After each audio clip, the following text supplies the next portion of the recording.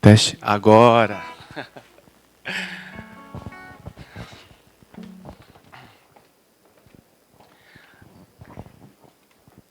Bom dia a todos, a todas. Bem-vindo à Câmara Espanhola. Quase uma reunião intimista, né? Bom, a gente teve uma quebra importante, acho que o trânsito também está ruim, né? Mas quero dar boas-vindas a vocês. Obrigado por vir. E hoje é uma reunião sobre economia circular, dentro das atividades do Comitê ESG da Câmara Espanhola. Quero agradecer aos líderes que, infelizmente, não estão aqui hoje, que é a Carol e a Fátima, Carol do Santander, a Fátima da Mafre. E agradecer também a Mayara, também pela organização desse evento. Eu só queria comentar duas coisas da Câmara Espanhola em relação ao Comitê ESG. Nós temos um projeto que depois a Beatriz da FG vai comentar vai explanar um pouco mais os detalhes, mas é um projeto de economia circular, bem interessante, com dois parceiros nossos da Câmara, que é a Neoenergia e a Telefônica. E não vou dar mais spoiler, eu acho que a Beatriz vai comentar e vai dar mais detalhes. E o segundo projeto que eu queria comentar também é o da Amazônia in Loco. É um evento que vai ocorrer em Manaus, em novembro, que a outra Beatriz está aqui conosco também, vai estar participando, obrigado. E é um projeto que está na segunda edição, a primeira edição foi em Belém do Pará, e nós trouxemos alguns assuntos pertinentes ao que está acontecendo na Amazônia, principalmente com o olhar da Europa, os europeus. O que eles enxergam da Amazônia? Nem está se queimando tudo, nem está se preservando como se deveria.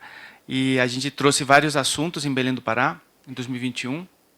E esse ano é de volta em Manaus, a outra capital da Amazônia, com o apoio do governo do estado do Amazonas, apoio muito importante. Vai ter uma inauguração no Teatro Amazonas, magnífico, belíssimo, quem não conhece, recomendo. E vai ter também uma visita a projetos ribeirinhos, projetos de sustentabilidade, como que eles se desenvolvem economicamente de uma forma sustentável. Isso vai ser dia 22, a inauguração no teatro, 23 e 24 de novembro. Tá? E com olhar também para a Europa, nós vamos ter também uma rodada de negócios com empresas europeias e empresas da região amazônica. Aí quem está colaborando muito é a União Europeia, a delegação da União Europeia no Brasil. E é um evento que é muito importante para nós e desafiador, né? Mas, para mais informações, vocês têm lá amazoniainloco.com.br, já tem a programação, tem várias informações do que como vai ser. E eu não vou me estender mais. Eu vou dar a palavra agora à Beatriz, que vai apresentar nossos palestrantes. E eu vou ter que me ausentar, peço desculpas, tenho outro compromisso fora, mas quero mais uma vez agradecer a presença de todos. Muito obrigado.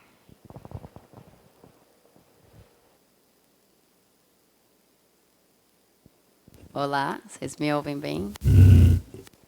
Obrigada, Alejandro. Obrigada a todos que estão aqui conosco hoje. Sou Beatriz, sou gestora de projetos no Centro de Estudos em Sustentabilidade da Fundação Getúlio Vargas. É uma honra estar aqui hoje com vocês, com os nossos palestrantes, com a Câmara, com o Comitê ESG da Câmara. Agradeço, inclusive, ao Comitê pela organização desse evento. E hoje eu acho que a nossa ideia aqui vou apresentar, né, os nossos painelistas. Aqui a gente quer promover um debate, uma conversa mesmo, sobre os maiores desafios, os grandes desafios na agenda da economia circular no Brasil, com a perspectiva do setor privado, né? A gente está aqui num ambiente mais do mercado, né, do setor privado, com representantes desse setor. E aí olhar, né, pensando num fechamento mais propositivo para a nossa conversa, olhar para as soluções. O que nós já temos, o que nós podemos passar a olhar, a pensar, a construir juntos aqui no Brasil. Então, com isso, eu vou dar as boas-vindas aqui aos nossos painelistas. Primeiro, eu gostaria de receber a Beatriz Luz. A Beatriz, ela é fundadora e CEO da Exchange for Change Brasil. A Bia, ela é uma estrategista de negócios apaixonada, e especializada em mobilizar equipes e impulsionar transformações. Na Exchange for Change, que é essa organização que ela fundou, ela orienta as empresas a redefinirem, a repensarem os seus modelos de negócio e os seus processos, por meio da economia circular. Então, ela conta com uma metodologia colaborativa que se traduz em soluções adaptadas ao contexto Brasil. Bem-vinda, Bia. Aí eu queria receber aqui a Annelise Vendramini. A Annelise atua comigo, né, no Centro de Estudos em Sustentabilidade da FGV. Ela é coordenadora do Programa de Finanças Sustentáveis e especialista em investimentos ESG. A Annelise ela é doutora em administração pela USP e trabalhou com diversas organizações do ecossistema, como a WWF, a IFC, International Finance Corporation, a Enron, a PwC, Grupo Votorantim, Braskem, dentre várias outras. Bem-vinda, Anne. E, por fim, nós temos aqui o Guilherme Bramer. O Guilherme é fundador e CEO da Boomera. Para quem não conhece, a Boomera é uma empresa B Corp, com diversos reconhecimentos, Brasil afora. Então, eles são reconhecidos pelo Fórum Econômico Mundial, pela revista Entrepreneur, como uma das 5 startups que estão tornando a América Latina mais sustentável. Ele foi premiado como empreendedor social do ano pela Folha de São Paulo e pela Fundação Schwab, que é um mega prêmio também. E também pelo Fórum Econômico Mundial, recebeu uma outra premiação em 2020. Bem-vindo, Guilherme. Bom, com isso, com a apresentação dos nossos painelistas, eu queria abrir a mesa hoje perguntando à Annelise, e depois vou passar a palavra a Beatriz, todos. Oi? só um adendo. Esqueci de apresentar o Urbano, é o conselheiro comercial da Embaixada da Espanha, aqui em São Paulo. E ele tem um mês aqui no posto dele, então bem-vindo também ao Brasil, a São Paulo, e muita sorte. Desculpa. Obrigada, Alejandro. Muito bem-vindo, Urbano. Que seja uma jornada muito boa para você. Prazer. Bom, aliás, antes de começar o nosso painel, acho que seria legal a gente pisar juntos para entender o que é a economia circular, né? Do que estamos falando. A gente começou a navegar esse universo, né? A gente tem um projeto na FGV que eu vou apresentar a vocês no final.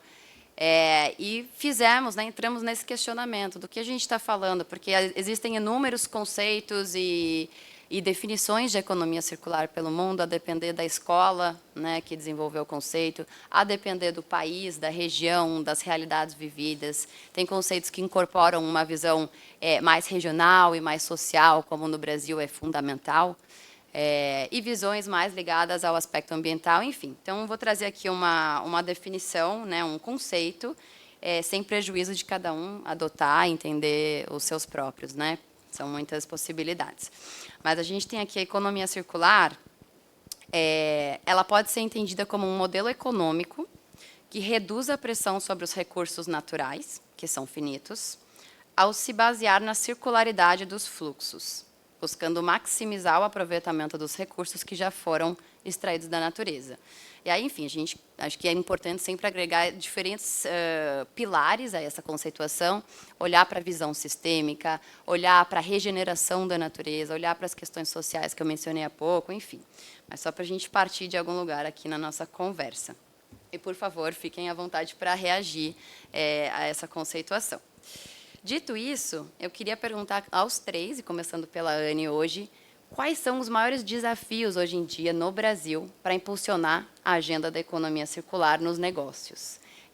Acho que, se você entender relevante, vale comentar desafios passados, né, que você observou ao longo da sua jornada e que já vieram a ser superados, mas se a gente conseguir olhar para hoje, né, o que ainda tem de gargalo, né, e de entrave para a gente fazer essa transição?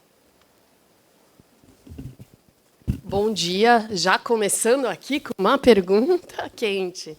Bom dia, é um prazer estar aqui com vocês. Como a Bia me apresentou, eu sou a Annelise e eu sou uma pessoa de finanças, então eu trabalho com uma agenda financeira, basicamente.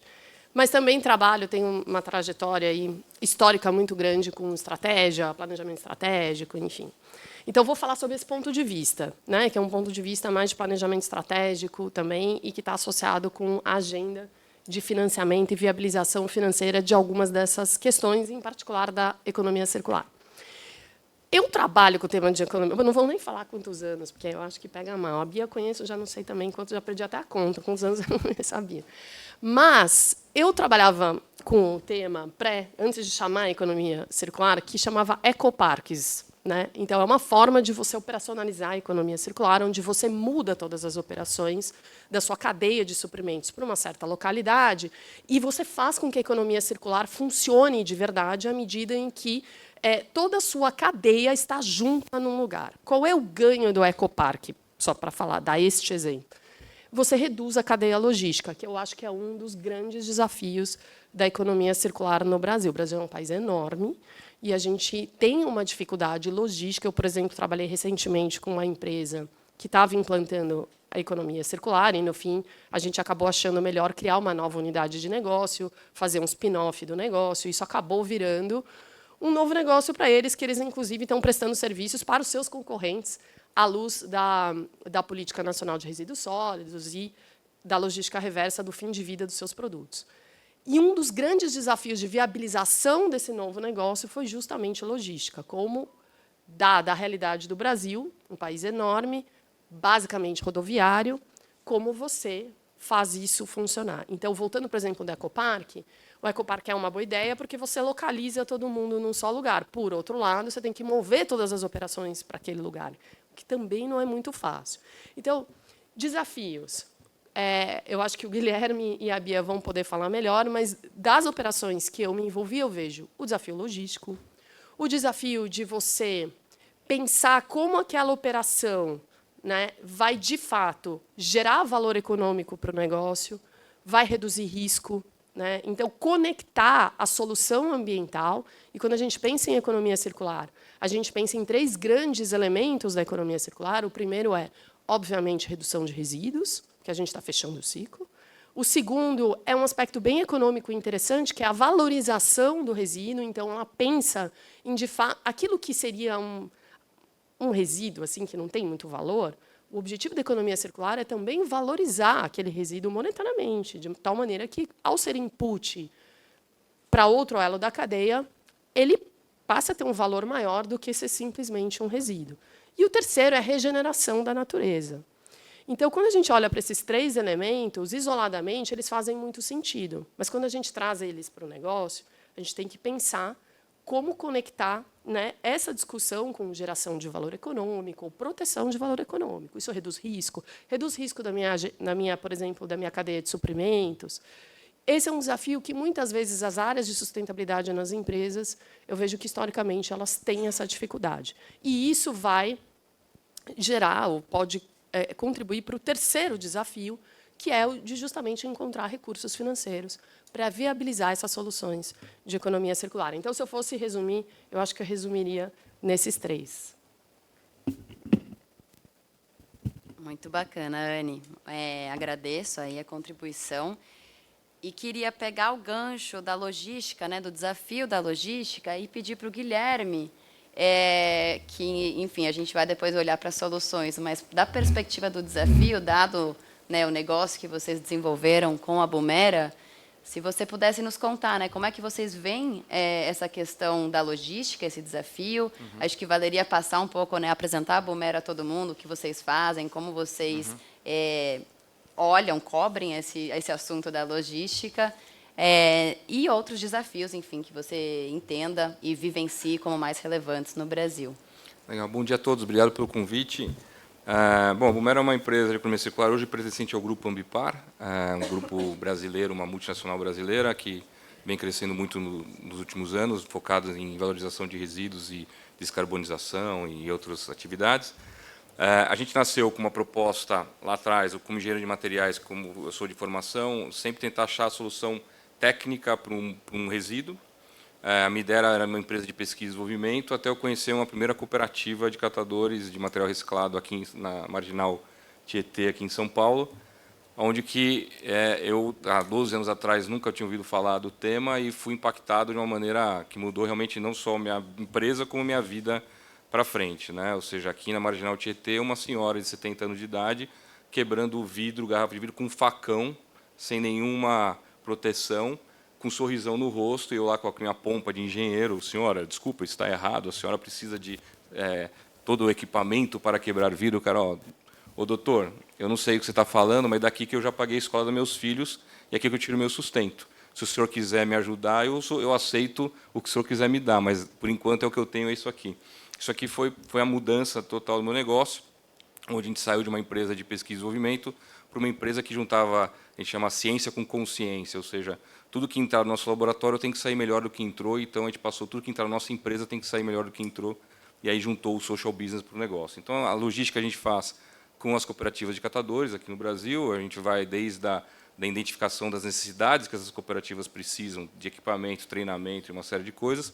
Trazemos projetos dos nossos clientes para essas cooperativas, para atender a política nacional, implementamos esses projetos, as cooperativas aí começam a ter maior produtividade, maior venda, maior receita automaticamente, e, junto a isso, a gente criou uma planta, fabril, duas, na verdade, hoje, de transformar resíduo plástico, principalmente, em novos produtos de alta performance. Então, a gente tem a fábrica e a parte de logística dentro da empresa. Aí, em 2021, a gente se juntou ao Grupo Ambipar, e hoje a Ambipar está fazendo esse negócio crescer de uma velocidade enorme.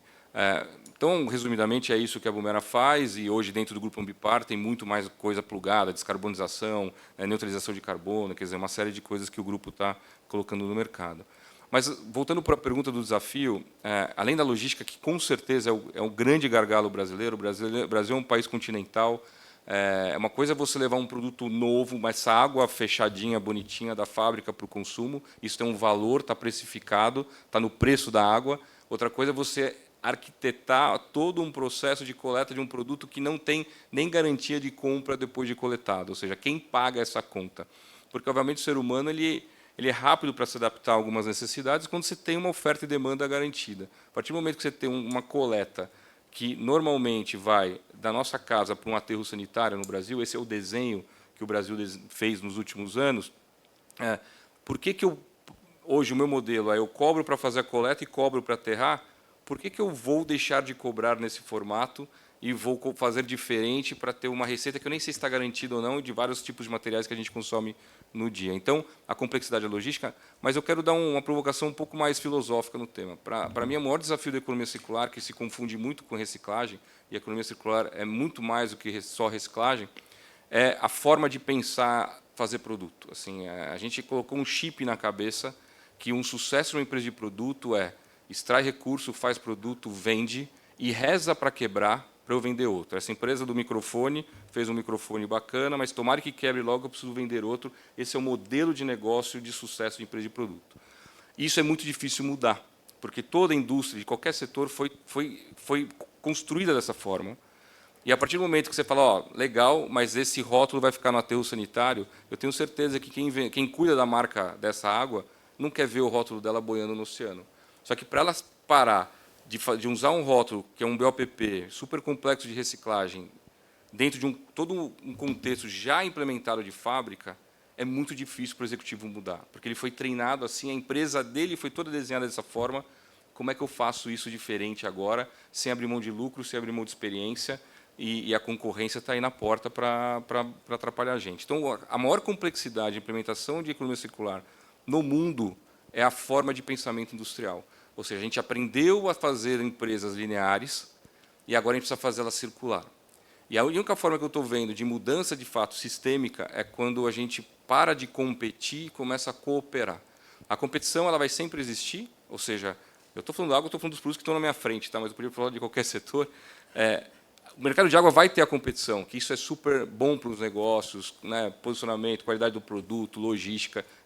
Mas depois, para resolver o problema dessa embalagem vazia, o setor tem que sentar e resolver. É um problema setorial, um problema muito mais holístico do que simplesmente de uma marca levantar a bandeira e falar eu sou mais sustentável que o meu concorrente. Então, a economia que eu vejo no mundo acontecendo, os grandes projetos, e países muito mais parecidos com o nosso do que projetos que o pessoal às vezes começa a comparar a gente com países pequenos europeus. Lá na Noruega, tudo é economia circular. Tudo bem, entendo, respeito, excelente trabalho, só que a gente está falando de um país que é um continente. E a gente começa a olhar a Índia, começa a olhar a África, começa a olhar a Ásia, todas as soluções de grande escala são feitas através de projetos setoriais. de concorrente sentando na mesa com concorrente, colocando a universidade no meio, colocando startups no meio, colocando inovadores no meio, empresas de ciência no meio para resolver uma solução que é complexa. A forma que a gente montou a sociedade industrial de forma linear, desde a Revolução Industrial até hoje, vai ter que vir um novo chip de um novo executivo que está se formando, com muito mais informação para mudar isso. E eu finalizo com um exemplo muito simples da gente entender o que eu estou falando. 2 exemplos de 2 produtos. Quando a gente pega uma garrafa de água, vou usar a água de novo que está aqui na minha frente, e coloca essa garrafa azul, rosa, amarela, laranja, para falar que ela é premium, você está tirando um valor absurdo da reciclagem, que hoje já acontece quando ela é transparente. Que ela tem muito mais uso, muito pós-uso na reciclagem quando ela é transparente do que uma azul, do que uma rosa, do que uma laranja. E eu tenho certeza que o design de embalagem, o dono da marca, quando transformou aquela garrafa azul para torná-la premium, não fez isso porque ele é um psicopata do clima. Obviamente que não. Vou destruir o planeta, vou transformar isso em azul. Foi puramente por falta de conhecimento do todo, da cadeia como um todo. Então, a gente trabalhando em educação ambiental desde a pequena infância, do primeiro dia de aula de uma criança, colocar isso como geografia, português, colocar a matéria sustentabilidade, o nome que a gente quiser dar, desde o início até a sua pós-graduação, ao seu pós-doutorado, como uma matéria, você vai criar executivos, criar profissionais muito mais inteligentes nesse contexto, que vão criar produtos muito mais fáceis de recuperação no futuro, que é o que a natureza faz. A natureza nada é lixo. A gente que criou o lixo, o ser humano que criou o lixo no planeta. Então, meu desafio é o filosófico, é da economia comportamental, é de como a gente reensina quem já está na sociedade tomando decisões e como é que a gente cria novos executivos, novos inovadores, novas startups com uma cabeça já pensando num ciclo contínuo de matéria-prima. Quando a gente fizer isso, não vamos precisar fazer reciclagem, não vamos mais precisar ver o que eu vou fazer com esse lixo que não tem mais solução, porque o produto já foi desenhado para um ciclo contínuo. O modelo de negócio já foi concebido dessa forma, e aí a gente consegue realmente escalar e vir uma coisa natural. Então, acho que o grande desafio é como é que a gente muda esse chip que está implantado na nossa cabeça, que, para mim, é o maior desafio de todos. A tecnologia de reciclagem a gente vai melhorar, a gente está melhorando, só que ela é um modelo, na verdade, é um pequeno remédio para um problema muito grande, mas que faz parte desse processo. Desculpa me alongar, mas como é mais filosófico a resposta, precisa um pouco mais de tempo. Obrigado. Muito obrigada, Guilherme. Acho que é importantíssimo, a gente, às vezes, dar esse passo para trás e ver e olhar a problemática com essa cabeça sistêmica. Assim. A gente tem um modelo de negócio, uma estratégia implantada, às vezes, no negócio, que é o que está freando, que é não ter a mentalidade, o mindset e o business plan mesmo circular, pensados dessa forma. E me vem várias coisas da sua fala, temos uma questão, um desafio da forma de pensar, como é que a gente muda o mindset, como é que a gente pega as lideranças dos negócios, das empresas, e provoca e mostra que esse mindset, essa transformação no mindset é valorosa, trará retornos positivos para a empresa. Mesma coisa com a cooperação, que é um assunto fundamental quando a gente está falando de economia circular. A gente está falando de diversos atores do ecossistema, governos, cooperativas, setor privado, associações setoriais, diversos outros, instituições de pesquisa, trabalhando juntos, se articulando para conseguir impulsionar essa agenda, porque um sozinho não vai poder fazer. A gente está falando de um sistema, de uma visão do todo, de cadeia. Então, pensando nisso, e também na perspectiva do design, como é que a gente repensa o design e o processo de criar, de desenvolver produtos e processos, Bia, eu queria te ouvir, assim, até antes de uma perspectiva de solução, uma perspectiva dos desafios. Como é que você vê, o que você acrescentaria a esses 3 desafios, da cooperação, do modelo de negócio / mindset, eu falei, modelo de negócio, design e cooperação. Bem, difícil falar depois deles terem trazido toda essa perspectiva prática. Então, eu vou falar um pouquinho da minha jornada. Eu trabalhava no setor plástico, no ambiente de commodity, quando eu conheci a economia circular. né? E essa provocação de que não adianta só olhar a matéria-prima. Eu estava trabalhando em polímeros sustentáveis, né? Os clientes perguntando, tá bom, mas o que acontece com a embalagem depois? Né? Como o Guilherme colocou. Então, foi quando eu percebi, em 2014, toda a movimentação da Europa sobre esse novo plano de ação da economia circular e a existência de uma organização independente que pudesse, justamente, Beatriz, falar com todos esses atores.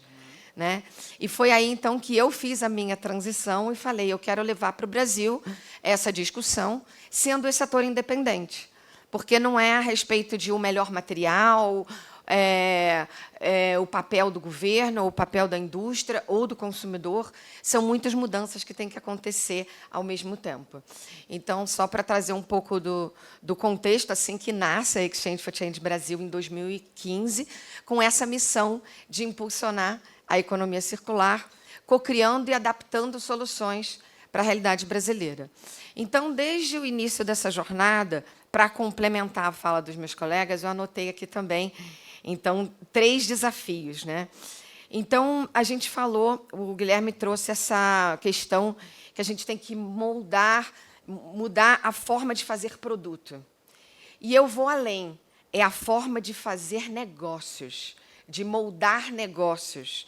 Então, por exemplo, eu posso estar desenhando um produto, mas, na perspectiva da economia circular, de repente, a melhor coisa não é desenhar o produto, não é oferecer um produto para o mercado, é oferecer um serviço que tem aquele produto inerente. Por exemplo, o caso da Philips, que, ao invés de vender a lâmpada, vende iluminação. Então, você aprende a desenhar aquela lâmpada de forma a facilitar a manutenção, o encaixe, mas, ao mesmo tempo, você está oferecendo, né, a iluminação de um espaço. Então, você tem que construir um novo retorno financeiro junto ao seu cliente. E, com isso, você cria uma fidelidade e você evita o que o Guilherme colocou da obsolescência programada. Porque isso é um caso prático de uma conversa que eu aprendi com a Philips, falando que, quando ela começou a fazer esse modelo, e ela mesma tendo que reparar e fazer a manutenção, ela falou, opa, eu acho que isso aqui podia ser melhor. Né? E aí ela foi remodelando a forma de encaixe. Então, para a gente poder evitar essa geração de resíduo, a gente tem que desenhar de forma a já pensar o ciclo reverso. E um outro aspecto muito importante que a gente fala, que é o valor residual dos materiais. Porque, olha a latinha de alumínio, ela não fica no chão, porque ela tem um alto valor residual. Então, a gente tem que começar a olhar os materiais no final da cadeia como novas potenciais matérias-primas. Então, eu brinco que um dos desafios, eu vou falar um pouco depois, que eu vou tornar isso uma oportunidade, é transformar essa visão de logística reversa custosa e que é uma obrigação legal em um investimento de uma cadeia reversa de novas matérias-primas. Então, o segundo ponto, para a gente fazer isso, o desafio é que ninguém vai fazer isso sozinho. Por isso, a colaboração e essa necessidade de criar ecossistemas, e eu iria além da visão setorial. Os ecossistemas têm que ser multissetoriais, porque, muitas vezes, o desafio de uma cadeia pode estar em outra cadeia. Então, será que os resíduos plásticos podem virar materiais para construção civil? Será que resíduos do agronegócio podem virar insumos e aditivos para cosméticos? Existem casos práticos de cadeias dessa forma. Então, você tem que unir todos esses elos da cadeia e moldar, então, esse olhar além das fronteiras do negócio. Então, não só mudar a essência do mindset dentro do próprio negócio, mas entender que você não vai fazer sozinho, tem que se abrir um pouco para desenvolver a solução com outras cadeias. Então, eu falo que, nesses ambientes de inovação, que fala que você tem que olhar a dor da cadeia, né, e solucionar a dor da cadeia. Existem várias dores, as dores estão todas interconectadas e a gente precisa de soluções integradas. Então, esse é o segundo desafio. E o terceiro, então, na linha do que os dois colocaram, é a consciência de que um modelo regenerativo e circular vai trazer competitividade e vai garantir a sobrevivência do negócio. Então, a gente está falando de uma solução, não é de um problema, de uma tendência, de um ativo de marketing. É a sobrevivência do seu negócio e a gente vai precisar saber como financiar esse novo negócio. E por isso que a gente precisa dos bancos, a gente precisa dos incentivos fiscais, tributários, políticas públicas e muitos atores trabalhando nisso ao mesmo tempo. Não existe eu vou esperar o poder público para depois eu fazer, não, eu vou esperar a cadeia, o ator grande, o meu cliente me puxar, porque senão você vai estar, não vai ser a prova do futuro, como dizem os europeus. Então, esses 3 pontos que eu queria destacar. Muito obrigada, Bia. Enfim, né, a gente vê a cooperação surgindo nas 3 falas, é realmente um desafio e, ao mesmo tempo, ou uma das mais importantes soluções que a gente precisa pensar, trabalhar juntos, e soluções integradas, né, não necessariamente em uma cadeia só, mas intercadeias, né, multissetoriais. É uma visão extremamente importante da economia circular. E pensando nisso, assim, na sua fala, Bia, e eu ia pedir para cada um comentar soluções, e acho que vou fazer essa provocação ainda, mas queria perguntar para o Guilherme como é que ele tem visto esse movimento de pressões e oportunidades para essa agenda. O que eu quero dizer com isso? O que tem de regulação no Brasil, de lei, né, de incentivos vindo de outros setores, do próprio setor privado, ou pressões da sociedade, né, do consumidor? Como é que você tem visto isso, né, no seu negócio, na Boomera? E se isso tem sido uma oportunidade de vocês avançarem nessa agenda, né? E se tem outras que você acaba cruzando no dia a dia, ou já cruzou, que valeria destacar aqui para o pessoal? Bacana, eu vou começar e eu tenho certeza que o time aqui vai complementar. A gente tem a dor e o amor acontecendo nesse setor, ou seja, você tem a dor através de leis, políticas, como tem a Política Nacional de Resíduos Sólidos no Brasil, pressionando todos aí a desenvolver contextos e projetos e modelos que garantam o retorno do lixo gerado, do resíduo gerado, para uma cadeia mais adequada do que aterro, do que lixões clandestinos, etc. Então, isso já fez, aí já há alguns anos, isso já vem sendo discutido no Brasil, está cada vez mais apertando o cerco, e ela está sendo modernizada, essa política, enfim, e que também tem um aspecto legal dessa política, agora ganhando força a questão social, tinha perdido um pouco essa força, e agora começa a ganhar força novamente, então cooperativas começam a ser, de fato, olhados como atores importantes dessa cadeia, cotadores individuais também, e tal. Então, isso tem uma pressão legal e outras leis vão chegando também para isso. Tem várias discussões sobre impostos no Brasil, sobre a cadeia de reciclagem, também que fomentam, a questão de vários projetos de descarbonização, que a economia circular acaba também entrando nesse sentido. Eu vou falar mais também da pressão sociedade, ou seja, a sociedade vem cobrando mais iniciativas sustentáveis das grandes marcas, das grandes empresas, e a partir do momento que o seu cliente começa a cobrar coisas diferentes e seu concorrente começa a fazer mais rápido que você, a concorrência para isso começa a acontecer. Isso é muito legal ver acontecendo também, desde que comecei a trabalhar com isso até hoje, o conhecimento, as palavras, o glossário vem aumentando muito no cotidiano da gente. O que antes era coisa de hippie, abraçador de árvore e tal, hoje já é estratégia de negócio. Você coloca no seu pilar estratégico, para você ganhar seu bônus como executivo, você tem que ter iniciativas claras de ISG, vamos ampliar um pouco a conversa de ESG, para você ser reconhecido como um bom executivo hoje nas empresas. E também tem a parte de grana, ou seja, os fundos de investimentos, tem aqui um especialista na mesa, falando, eu vou botar dinheiro em quem destrói menos. Quer dizer, se você não mudar a sua forma de fazer negócio, talvez meu dinheiro não vá mais ficar no seu negócio, eu vou para outro lugar. Eu não quero ver meu dinheiro envolvido em escândalos ambientais, eu não quero ver meu dinheiro envolvido em marcas que ficam boiando no oceano, eu quero que você se mexa. Então, a partir do momento que sociedade cobra, governo começa a cobrar cada vez mais forte, e o pessoal do dinheiro começa a exigir projetos e iniciativas de grande porte em ESG, né, não só em economia circular, faz o executivo, faz o board daquela empresa começar a repensar a forma de fazer o negócio. Isso acelera, né? Mas, voltando um pouco para a fala anterior de todo mundo, não é fácil mudar, né? Você tem a pressão legal, você tem a pressão sociedade, você tem a pressão financeira, né? O que nos dá medo, quem trabalha com isso, é o greenwashing voltando como louco, né? Você tem iniciativas de historinha, para quem não sabe o que é greenwashing, todo mundo aqui conhece, mas é você pintar de verde algo que não é o que já sempre foi. Mais ou menos, simplificando o que é isso. Então, a grande preocupação que a gente começa a enxergar na sociedade é a volta cada vez maior de greenwashing, de historinhas fáceis de vender para a sociedade, enganando o consumidor. Ah, que bom, adoro essa marca, agora que ela lançou aquela iniciativa, fico mais tranquilo, vou continuar consumindo. Isso é muito ruim para a sociedade, porque a gente está ávido por coisas mais sustentáveis como consumidor. A partir do momento que você confia numa marca e essa marca anuncia que está fazendo alguma coisa legal, você acaba acreditando, porque você não vai ler você não vai ler no detalhe o que aquele projeto está acontecendo. Então, o greenwashing, por essa pressão que as empresas estão recebendo, começam a aparecer. E aí tem uma segunda questão nova aparecendo, que chama tal de green hushing, que é, cara, eu estou com tanto medo de ser cancelado na minha rede social que eu não vou divulgar o que eu estou fazendo, que também é um problema.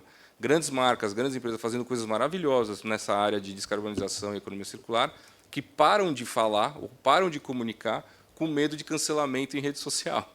Então você tem quem está fazendo para enganar e quem está fazendo com medo de falar para não ser cancelado. Então a gente está um pouco nesse momento de pressão por todos os lados, o que é bom, não saiu na agenda, mesmo com uma crise econômica que a gente vem vivendo. Eu tinha um grande receio de que a economia circular fosse dar uma recuada nos projetos, porque crise, guerra, pandemia, vamos focar no que dá dinheiro, e geralmente o projeto de economia circular é mais para médio e longo prazo. Pelo contrário, quer dizer, as empresas estão tirando da gaveta grandes projetos de descarbonização, grandes projetos de economia circular, e grandes projetos sociais, de inclusão social também, justamente, talvez, mais impactado por um momento pós-pandêmico que trouxe um pouco de empatia generalizada no mundo, né? Quem não foi impactado, infelizmente, negativamente durante a pandemia, que fez a gente repensar bastante coisa na nossa vida. Isso, obviamente, o executivo ainda é gente, então, com certeza, esse cara está repensando um pouco de fazer negócio e as pressões estão ajudando para isso. Então, vem aumentando muito, tem muita oportunidade, principalmente para empresas que querem ajudar as grandes empresas a resolverem, né? Porque, como eu falei, o executivo está lá dentro, com o DNA já formatado, com a cultura empresarial já formatada e precisa mudar. Não é fácil mudar sozinho. Então, é uma oportunidade enorme para empresas que tenham esse knowledge, que tenham esse conhecimento, de plugar nessas grandes corporações e ajudá-las a transformarem, ajudarem elas a entrarem nesse ritmo. É uma grande oportunidade para empresas que tenham isso no portfólio. Muito bacana, Guilherme. Obrigada. Então, são diversos incentivos e oportunidades vindos de diferentes ângulos, né? O Guilherme citou a própria concorrência como um estímulo, né? Você ter os seus clientes e outras iniciativas olhando para a mesma agenda, e com isso você vai sendo pressionado de alguma forma e constantemente melhorando e olhando para essa agenda de forma mais qualitativa. A questão legal, né, e dos impostos, os incentivos que vão surgindo. Ainda tem bastante discussão no Brasil com relação a alguns projetos, né, mas a esperança é que isso vá caminhando para uma direção, né, de uma melhor regulação nessa agenda, sob suas diferentes perspectivas e pilares. A importância da liderança, né, que é um assunto fundamental. A gente precisa que os líderes, né, e as lideranças das empresas estejam comprometidas verdadeiramente com essa agenda, para criar um movimento de inspiração, né, nesse caso top-down, mas nesse lugar de incentivar os seus colaboradores. Hoje em dia é cada vez mais uma demanda, né, dos colaboradores de ter empresas responsáveis, de ter empresas com propósito, de ter empresas olhando para essas agendas. Então, isso de você ter uma liderança, a pressão por ter uma liderança responsável, né, e olhando para isso é muito, muito importante. E aí, o Guilherme mencionou também a questão, né, dos recursos financeiros, né, que estão, em alguma medida, disponíveis aí. E com isso eu queria passar para a Anne e perguntar à Anne, como é que o mercado financeiro está reage a esse movimento pró, né, economia circular, pró agendas ESG?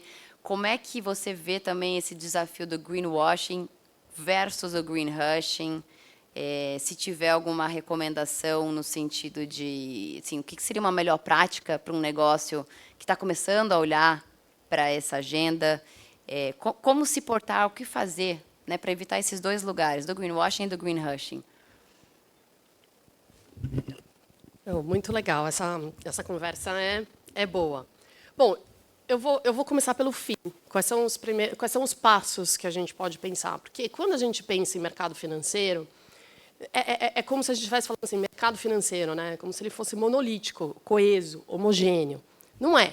Então, dentro do mercado financeiro, a gente tem bancos, a gente tem cooperativas, a gente tem seguros, né? A gente tem fundos de pensão, a gente tem investidores, a gente tem os donos de ativos, a gente tem gestores de recursos de terceiros, a gente tem horizontes temporais, a gente tem propensão ao risco. Enfim, é um mundo. Então, não dá para a gente resumir, né, essa discussão de uma forma simples, porque daí a gente realmente não vai para lugar nenhum nessa conversa. Então, vamos pegar do fim, né? Então, quais são os passos que a gente talvez pudesse pensar que uma empresa que está olhando para a questão da economia circular poderia considerar na hora de buscar recursos?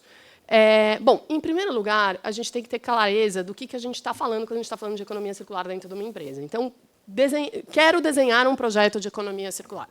Seja como a Interface, por exemplo, que foi uma das pioneiras a pensar no Product as Service, né? Nos carpetes e tal, reduzir o resíduo, depois o fim de vida dos carpetes. Você tem a Brastemp com a história dos filtros, você tem a Philips, enfim, já há vários exemplos que a gente pode olhar para isso. É isso que eu vou fazer na minha empresa?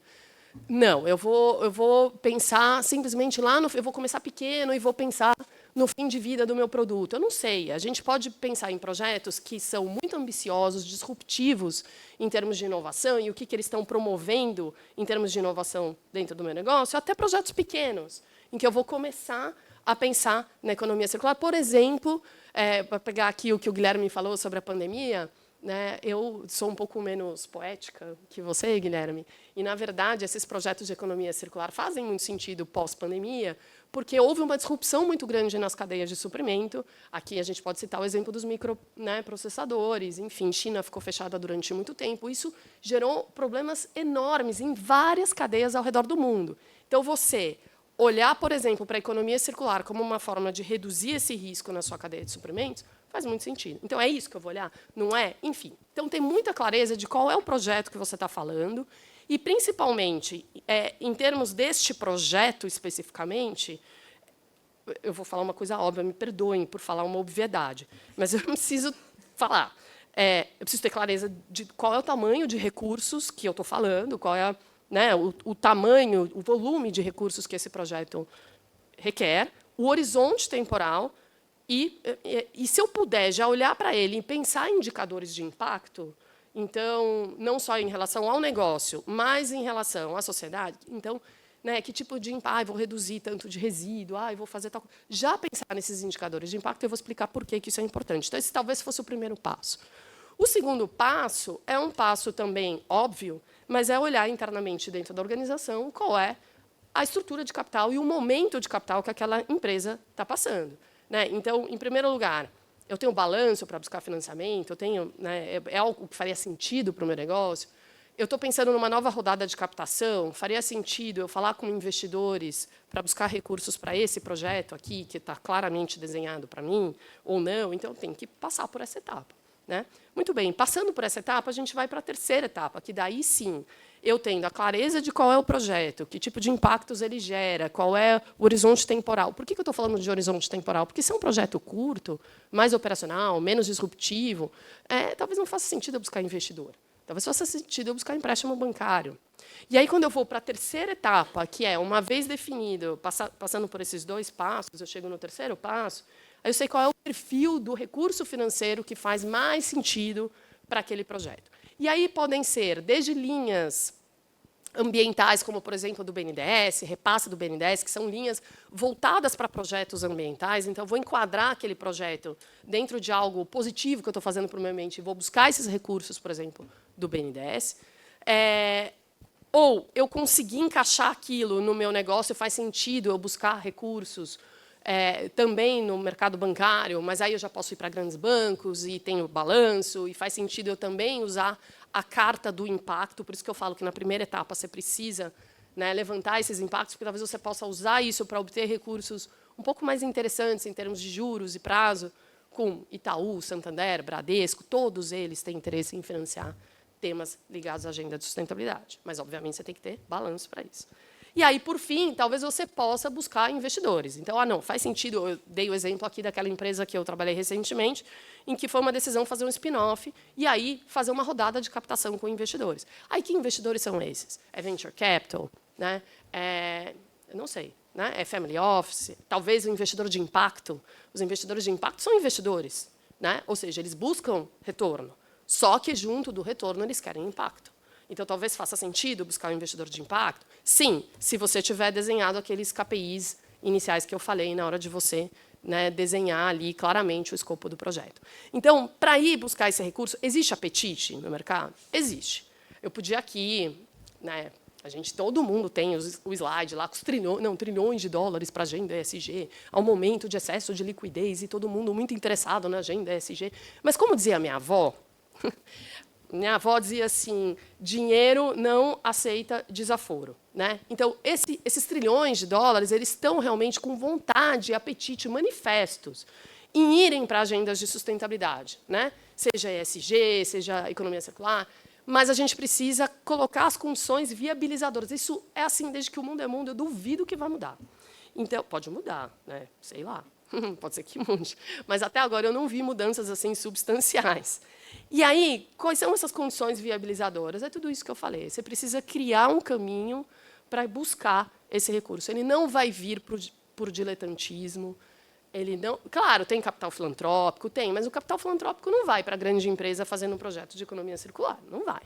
Né? Ele vai para outros lugares. Então, a gente precisa preparar esse caminho. Né? E aí, que é o que a gente faria com qualquer outro projeto. A diferença do projeto de economia circular é que a gente pode trazer a lente de impacto, de outcome, né? O que ele está, de fato, contribuindo, além do que seria um projeto comum, talvez. Então, e aí, por meio disso, você abocanhar esses trilhões que, de fato, existem, que, de fato, estão com vontade, trilhões globalmente falando, né? Que, de fato, estão querendo chegar na agenda de sustentabilidade. E é muito engraçado, porque eu converso com os empreendedores, eles estão loucos para conseguir esse dinheiro. Eu converso com os investidores, eles dizem que eles não têm projetos, não têm pipeline para colocar o recurso. Há um problema aqui, de fato, da gente estabelecer a ponte, né? Da gente estabelecer o que eu chamo carinhosamente de condições viabilizadoras. Né? Então, a gente precisa construir essa ponte. Muito bacana, Anne, super obrigada. E isso assim, até uma visão de customização, né? De você dar um passo atrás também e entender o que tem um match com o seu momento e com o seu negócio, e aí sim olhar para as oportunidades disponíveis, porque pelo que eu estou entendendo, as oportunidades, ações, linhas de crédito, de financiamento, etc, existem. Mas é esse movimento de você olhar para casa, olhar para dentro, entender aonde estamos, né? O que eu estou querendo, quais indicadores eu vou colocar para daí medir esses indicadores e perseguir as minhas metas com o recurso apropriado. Né? Então, pensando nisso, e antes só um parênteses, a gente vai ter um momento aqui para perguntas de vocês também, e perguntas e respostas, tá? No final. E pensando nisso, né, na importância dos indicadores e de você entender quais são as metas do negócio, eu queria ouvir a Beatriz agora sobre esse assunto, porque eu entendo como algo que ainda está um pouco... não está tão claro, pelo menos para mim, assim, a gente tem indicadores de economia circular, ou se não, como é que está essa discussão e que outras soluções, né, que outras oportunidades vale citar, né, para além das financeiras e do mercado financeiro agora comentadas pela Anne, e também, acho que provavelmente incrementando a fala do Guilherme, que trouxe várias, né, trouxe regulação, trouxe tecnologia, etc., que outras você citaria? E aí eu acho que você vai querer apresentar um PowerPoint, né? Isso. Acho que ligou.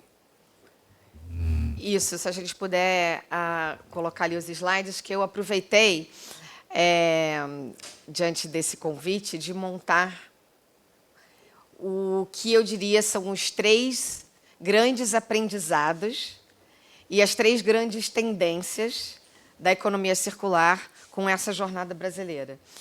E eu queria, antes disso, falar que é fascinante, né, estar numa mesa assim e perceber todas essas visões, esses insights. Eu adorei, Annelise, como você falou, fazer alianças e criar pontes, que é exatamente isso que a gente está provocando o mercado. Tem que ter um articulador ali no meio para fazer essas alianças, porque as empresas entendem que tem que fazer essas alianças, que tem que criar essas pontes, mas às vezes não consegue chegar lá do outro lado, lá no outro setor. Ou então, quando você se aproxima de uma outra empresa, tem sempre aquele ambiente assim meio de desconfiança, o que ele quer de mim.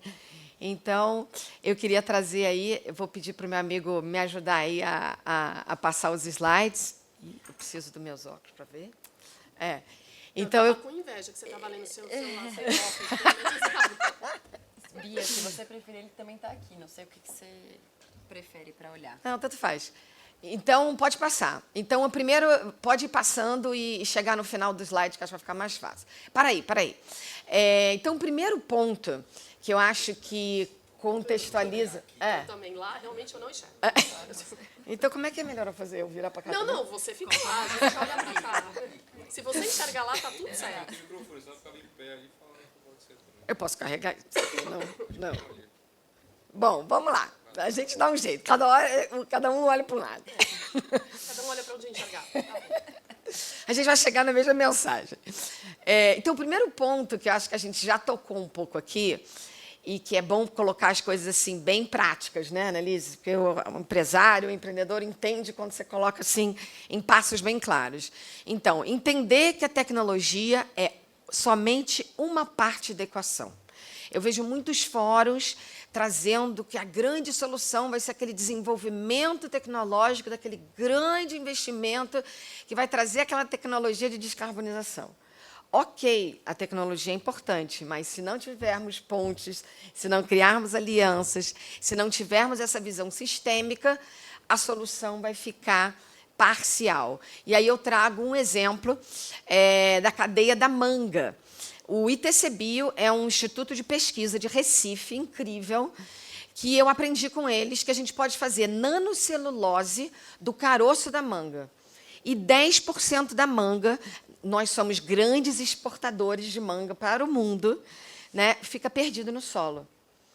E o mercado de nanocelulose é um mercado de 783 milhões de dólares. Vale investir nisso, Annelise? Então, mas como que a gente junta? Né? Tem um instituto de pesquisa que já mostrou que tem a solução tecnológica. Tem o produtor de manga com as mangas deixadas no solo. E tem indústrias cosméticas, farmacêuticas, querendo novas matérias-primas. Por onde que eu começo esse projeto? Então, a gente tem que integrar tudo. Então, eu peço para o meu amigo passar mais um pouco. E aí, foi com essa visão, pode passar, que a gente fez um estudo para a UNEP Finance e para o BID, mostrando que tem que ter uma visão além do financiamento sustentável. É o que a gente chama de financiamento circular. E, trazendo um aprendizado da Annelise, ela falou as condições viabilizadoras precisam ter um horizonte temporal que vai além do curto prazo, né, do longo prazo. Então, o que a gente explora aqui nesse olhar da economia circular? Também ter um horizonte geográfico expandido. O que significa isso? Por exemplo, pode passar mais 2 toques, placas solares. Né? A gente investe em grandes placas solares, só que a gente não pensa o que vai acontecer com aquelas placas solares daqui a 10 anos, quando ela chegar no final da vida útil. Então, a gente está vendo aí, por exemplo, esse nem eu consigo ler. A Austrália tem uma montanha de painéis dos 450 mil toneladas, que são aqueles painéis das primeiras gerações, de 2000, né, empilhados porque a gente não pensou o que fazer com essas placas solares. Não desenhou desde o início pensando na solução. Então, como que a gente quer financiar a economia circular? A Solar Cycle é uma empresa que nasceu para fazer a reciclagem das placas solares. Então, a gente vai criar um financiamento para negócios de transição energética, de energia renovável, e depois vai ter que financiar o problema que eu gerei com aquele novo negócio. Então, eu já tenho que pensar nessa expansão da cadeia, né, de pensar a placa solar, o retorno do investimento daquela energia e o que fazer com aquelas placas depois. Então, se eu vou botar um monte de placa solar lá no Nordeste brasileiro, eu já tenho que ter toda uma cadeia de capacitação para fazer o reparo, para fazer o conserto daquelas placas. Como é que a gente coloca isso dentro do financiamento? A Annelise que vai dizer, eu não sei. E aí a gente clica mais uma vez, a gente vê que tem uma empresa brasileira já fazendo isso, a Sanar, que já foi investida e que está fazendo essa reciclagem. Mas, de novo, a gente quer trazer novos problemas para depois fazer uma nova cadeia na reciclagem. Então, é essencial a gente pensar nessas estratégias de transição energética em sintonia com a circularidade dos materiais e o desenho de produtos. Pode passar mais uma vez. Aí a gente vê aí um estudo da Ellen MacArthur Foundation que mostra que as emissões globais representado pelo uso de energia, equivale, na verdade, a 55% das emissões. Então, 45% das emissões globais que a gente tem que combater para a descarbonização vem dos produtos que a gente faz e que a gente usa no nosso dia a dia. Cimento, aço, plástico. Então, pode clicar mais uma vez, a gente vê que se a gente endereçar, né, a economia circular, pensar no produto, nesse modelo de negócios, de retornar, de não ter obsolescência programada, além das formas de energia e combustíveis renováveis, a gente pode reduzir as emissões totais em 40% até 2050. Então, a gente tem que ver a economia circular como um elemento-chave para a descarbonização, para a net zero, senão a gente vai estar trabalhando só um pedaço. Pode passar. A gente vai chegar, então, agora no segundo... então, resumindo, a tendência é transformar essa visão de custo para uma visão de investimento. E eu coloco a provocação que não existe logística reversa na economia circular, e sim cadeias reversas de novas matérias-primas. Segundo aprendizado, então, a gente tem, pode clicar aí até aparecer metade do texto, explorar as oportunidades entre diferentes cadeias produtivas. É o que a gente chama, então, dessas conexões inusitadas. É pensar não só um projeto, mas a estratégia do negócio. Pode passar. E aí a gente vê, pode passar, grandes benchmarks internacionais que formam essas coalizões de empresas. 10, 20 empresas trabalhando juntos. Porque se a gente também for tentar mudar todo o setor de uma vez só, a gente vai ter um desafio, porque cada elo da cadeia vai puxar por um lado.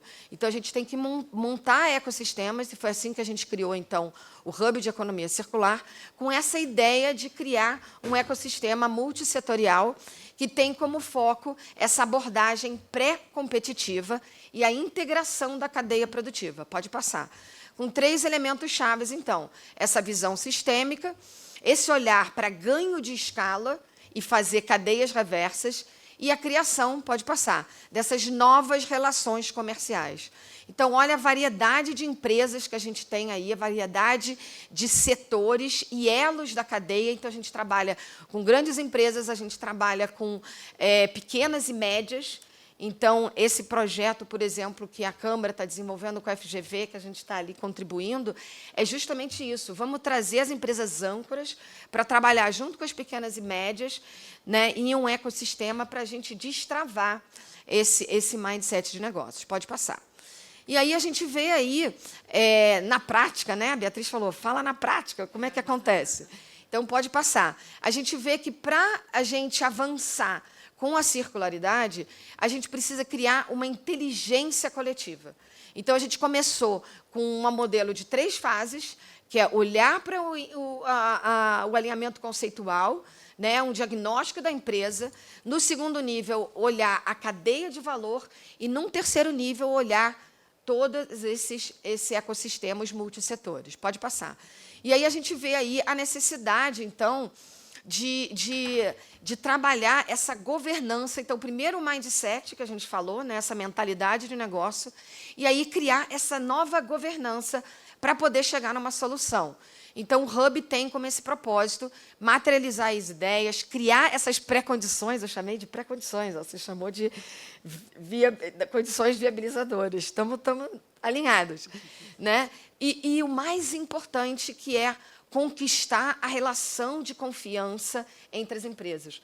Porque a gente não compartilha dado se a gente não tiver um ambiente que a gente está ali confiando que esse dado vai ser trabalhado para o bem comum, para criar uma agenda comum. Então, pode passar.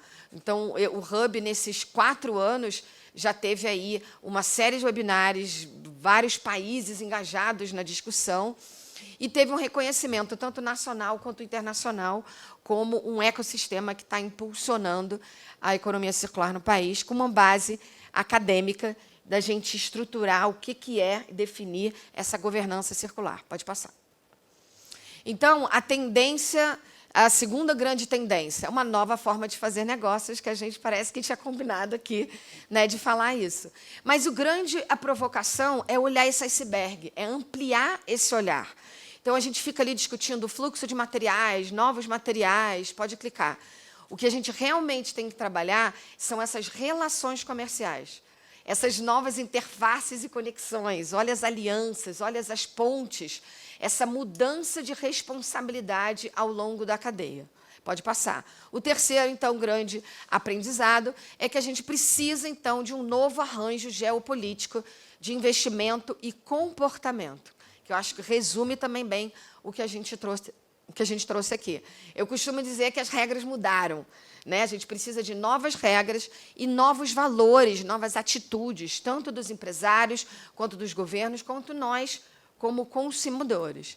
Então, é um novo equilíbrio econômico. Pode passar. A gente precisa ter essas relações de confiança para a gente poder ter a colaboração e essa troca de dados. Então, a Jacqueline Kramer, que é a ex-ministra do Meio Ambiente, ela já mostra o que a gente chama da governança circular. Então, a gente gosta muito de trabalhar o ESG, falando que o ambiental eu entendo, né, os indicadores, o social eu entendo os indicadores, mas como criar essa governança que envolve tantos atores? Né? Eu posso ter um trabalho, iniciar uma solução circular dentro da empresa, desenhando o meu produto, escolhendo uma nova matéria-prima, mas a grande solução vai vir do olhar do que eu quero apresentar para fidelizar meu cliente, daquela solução inovadora de mudança de responsabilidade. Então, aí ela fala de um orquestramento do sistema, pode passar, que, no âmbito do Hub de Economia Circular, a gente está criando o mercado. Então, a gente tem que estar gerando novos mercados. É o que eu falo de market pool e não market push. Né? Mas, ao mesmo tempo, tem que desenvolver tecnologia, tem que ter políticas públicas. Então, tem toda essa orquestração que precisa ser feita para redesenhar os papéis e as responsabilidades dos atores ao longo da cadeia. Pode passar?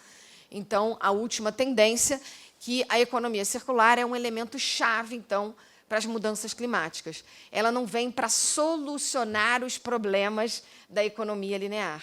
Né? A gente não está trabalhando ali no final da cadeia, com a torneira ainda aberta, secando o chão e a torneira ainda ligada.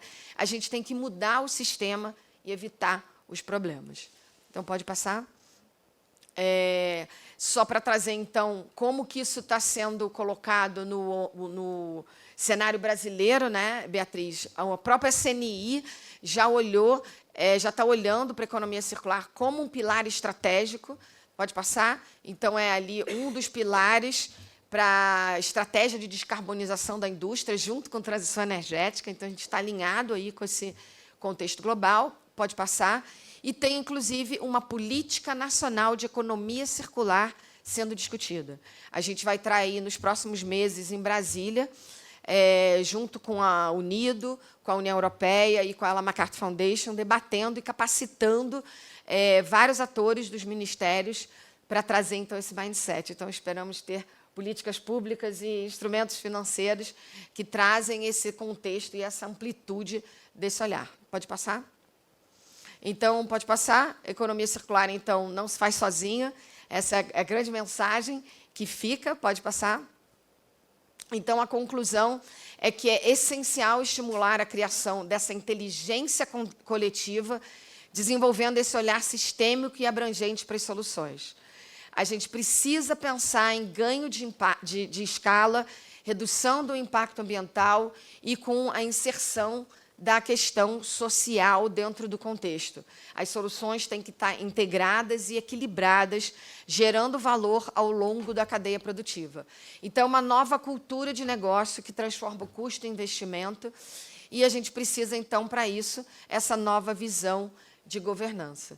Então, é isso que eu queria deixar como aprendizado e tendência, trabalhar com equipes multidisciplinares, se juntar. Eu acho que um ambiente de Câmara de Comércio, um ambiente de associação de classe, é muito favorável, porque você já traz diferentes setores, diversos atores, então, para pensar junto essas soluções. O Hub de Economia Circular publicou um manifesto de economia circular, que é um pouco desse resumo do que a gente aprendeu ao longo desses 4 anos, para trazer esse olhar ampliado aí da economia circular. E é isso que eu queria deixar, então, para finalizar aí a minha contribuição. Uau, Pode super passar. rico. Claro. Uau.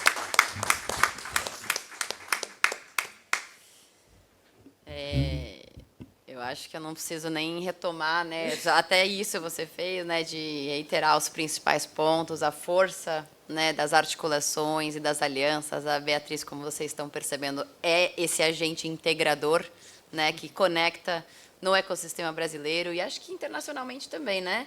Essas diferentes elos, essas diferentes pontas, né? E fazendo essas conexões intersetoriais.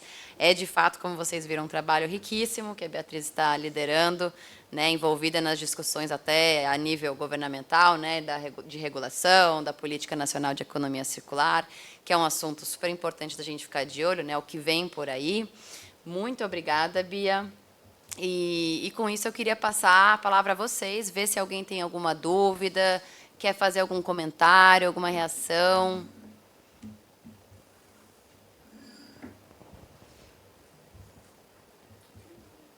Peraí que eu vou levar o microfone. Vamos lá. Acho que tem 2 perguntas aqui, né, desse lado.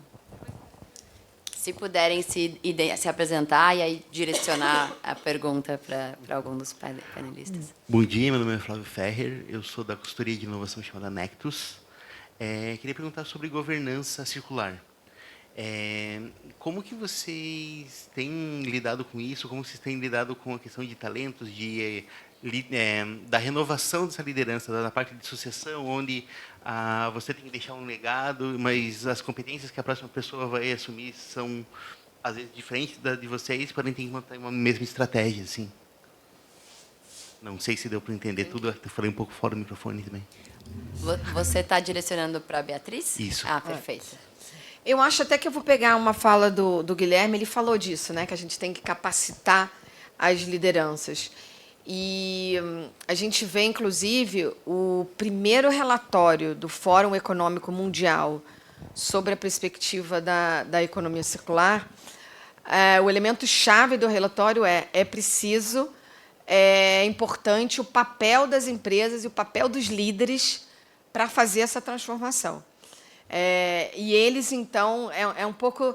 A gente sempre fala, né, tem que ser top-down, bottom-up, mas os líderes vão pegar, vão capacitar, vão gerar esse propósito, essa visão de longo prazo, e as indústrias vão ser esse ator ativador que vai dar escala.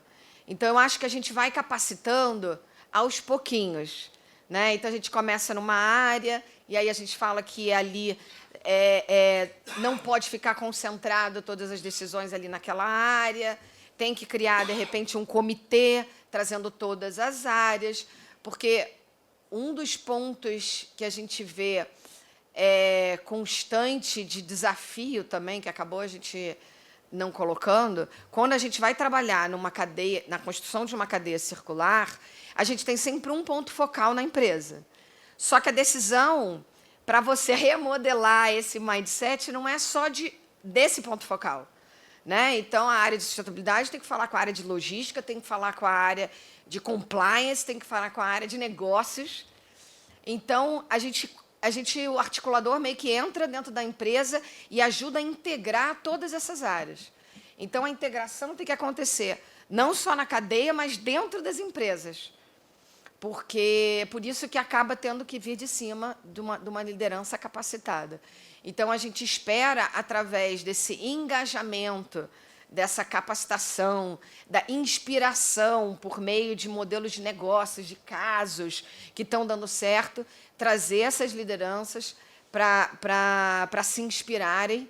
E eu acho que esse é um ponto-chave desse projeto também, com a Espanha, trazer casos de sucesso, né, de lideranças que estão já com estratégias, e trazer aqui para o Brasil para a gente se inspirar. Então, é muito isso, é trazer casos de sucesso e ir capacitando, começando por um departamento e indo expandindo e ajudando aquele ator nesse engajamento. Obrigada, Bia. Eu acho que a gente tem tempo para mais perguntas, Mayara? Como é que a gente está? Sim, Até 11, vamos tem lá. 20 minutos. Temos duas aqui. Tá. Pessoal, bom dia. Eduardo Bom Viana, dia. da Russell Bedford. Nós somos empresa de auditoria, né, asseguração e explorando muito o ESG, uma visão de consultoria também. Eu queria ouvir um pouco da academia. Não sei se eu posso mencionar a FG como academia. Não sei se está certo essa. Com certeza. Por favor, se você puder comentar o momento hoje da FGV. Estamos falando de São Paulo, certo? Certo. Se vocês puderem explicar o momento, o que a academia tem feito, quais são os desafios, quais são os próximos passos. Em relação a quê? Desculpa. não Tudo isso escutei. aqui. Só isso aqui. Só. Puxa, é difícil falar... Desculpa, o seu nome... Eduardo. Eduardo, é difícil de falar de maneira agregada, porque você sabe que a academia funciona com base na lógica de o que os seus pesquisadores estão pesquisando e publicando. E aí a FGV, eu digo isso com muito orgulho, assim, porque a FGV São Paulo, Rio, é muito... A gente tem muita liberdade como pesquisador para pesquisar o que a gente quiser. Então, não tem nenhuma interferência em nenhuma linha de pesquisa. Então, todo mundo pesquisa o que quiser e pronto, acabou, publica, enfim. Então, a gente tem há vários... Por exemplo, eu e a Bia, a gente faz parte do Centro de Estudos em Sustentabilidade, nós somos quase 60 pesquisadores, e a gente está dividido em programas de pesquisa, eu cuido do programa de pesquisa em finanças sustentáveis.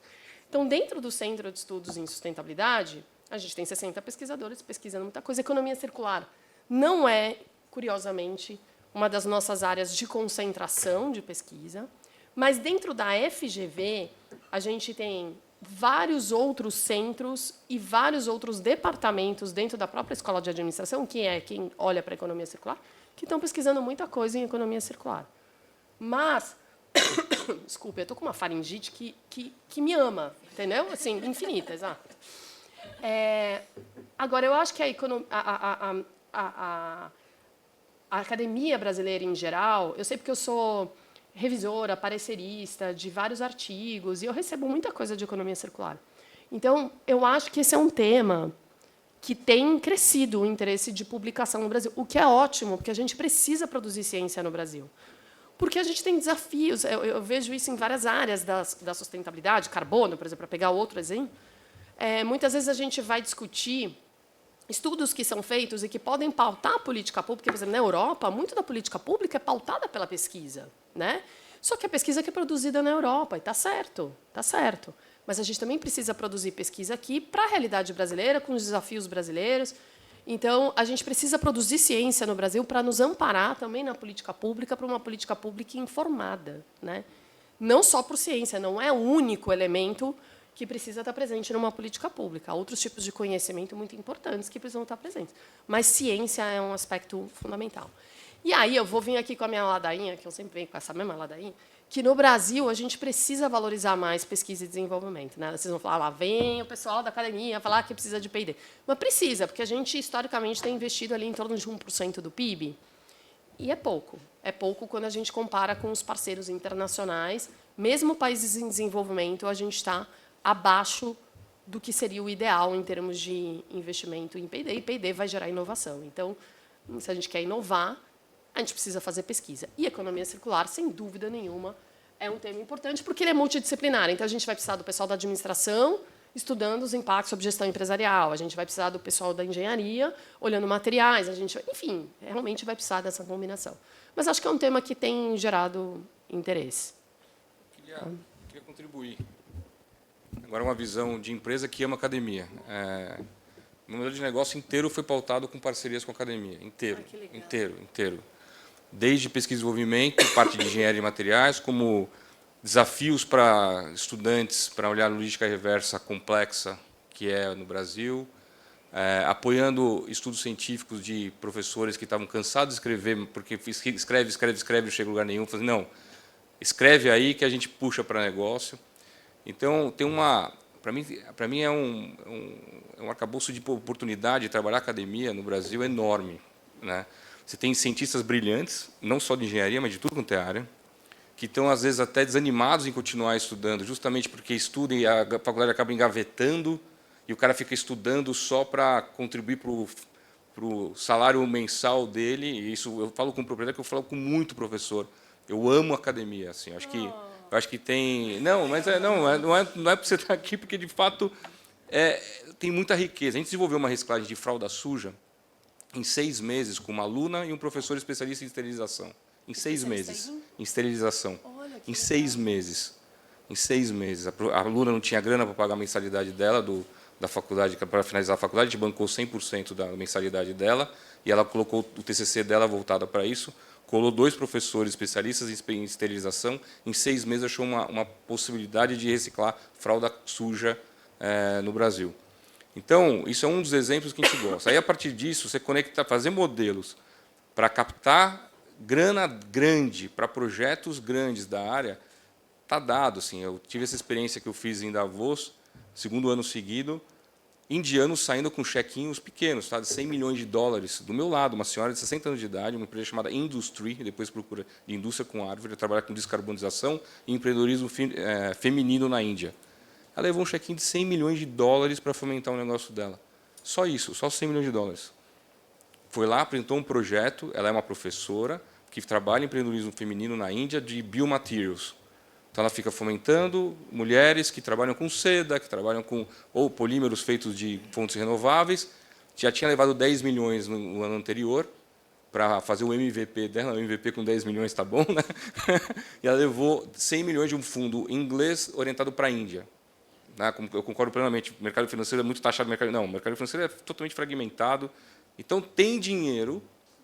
A gente precisa aprender a conectar as partes e apresentar. Eu adorei essa questão da ponte. E apresentar para captar essa grana. Eu consegui fazer, e aí somando o que você trouxe sobre como eu consegui fazer o M&A da minha empresa, hoje ela é 100% da Ambipar, eu fiz minha saída agora no começo do ano, só consegui fazer isso porque eu estruturei o negócio para um dia estar pronto para receber capital. Isso é muito importante. Entendeu? Porque se você, na hora que você mais precisa, é a hora que vai chegar o fundo, sou um fundo com propósito, mas eu quero, deixa eu ver, você não tem balanço auditado? Cara, você não... o passivo é tão grande que o cara até gosta do que você faz, mas desculpa. E aí sua empresa quebra. Porque você está naquele momento de crescimento e crescer dói muito. Crescer toma muito caixa, né? Para trazer gente boa para trabalhar com você, bons cientistas da academia, isso custa dinheiro. É aí que você vai procurar capital, quando o cara vai dizer, eu até invisto, cara, mas meu, desculpa, não dá, sua casa está muito bagunçada. Então, aqui somar 2 perguntas da mesma, mas acho que a academia ela tem um papel fundamental para qualquer... tem caras, estou com 2 professoras da Unicamp conversando com elas agora, elas são brilhantes na área de aditivos e tal, para o negócio. E estão lá, só que o cientista ele não é um cara de negócio, ele é um cientista. Ele é um cara que ama o laboratório dele, ele fica feliz porque ele avançou, olha, minha molécula deu oi hoje para mim. Isso já é a felicidade do cara, do cientista. Então, ela não sabe como conectar, ela não sabe como captar. Não é porque ela é burra, porque ela é brilhante na área que ela faz e ama o que ela faz. A gente tem que pegar esse brilho nos olhos da academia e trazer para uma sociedade que está a fim de investir em projetos maravilhosos. Estou lançando um projeto chamado Vou Desengavetar Sua Patente. Porque é isso, tem patentes maravilhosas nesse país, cara. Tem patentes maravilhosas, que o cara não sabe como captar e a faculdade meio que foi formatada para deixar esse cara encaixotado. Não, você não pode vender sua patente, você não pode usar a sua patente a seu favor. Algumas faculdades já estão trabalhando isso fortemente, está muito legal ver isso acontecer, empreendedorismo acadêmico começando a rolar no Brasil. E eu tive, só para finalizar, tive uma oportunidade de conversar, estava conversando numa rodinha lá em Davos, de repente conversando com caras, falando sobre academia, sobre isso e tal. Aí ele perguntou, quanto você acha que no MIT é a receita de mensalidade? Eu nem sabia quem eram os senhores, tinha acabado de sair de um painel, estavam eu e 2 senhores, depois eu tenho até foto para mostrar. Tal. E conversando com ele, que adorei o palestrante, foi ex-ministro da Venezuela de Ciência e Desenvolvimento, o cara genial, estava lá para agradecer a palestra, e ele estava conversando com outro senhorzinho. E, batendo um papo sobre a academia, esse senhorzinho que eu não conhecia falou, quanto você acha que é da receita do MIT e vem de mensalidade? Sei lá, 50%? Não, 5%. O resto é projeto. Falei, caramba, tá, pô, obrigado. Né? Quem é o senhor? Ah, é o presidente do MIT. E o cara assim, ó, cara, vamos falar, tem projeto, tem modelos de projetos para fazer economia circular aqui no MIT que a gente pode levar para o Brasil. Então, tem coisas rolando na academia que as empresas têm que observar com mais carinho. Né, e ajudar a fazer essa ponte. Que cientista é brilhante, cientista é cientista, cara. Ele gosta de estudar, ele gosta de pesquisar, ele gosta de quebrar a hipótese do outro. Essa é a pegada do cara. A gente tem que ajudar esse cara a captar e tirar dali bons. Sem dúvida, sem dúvida.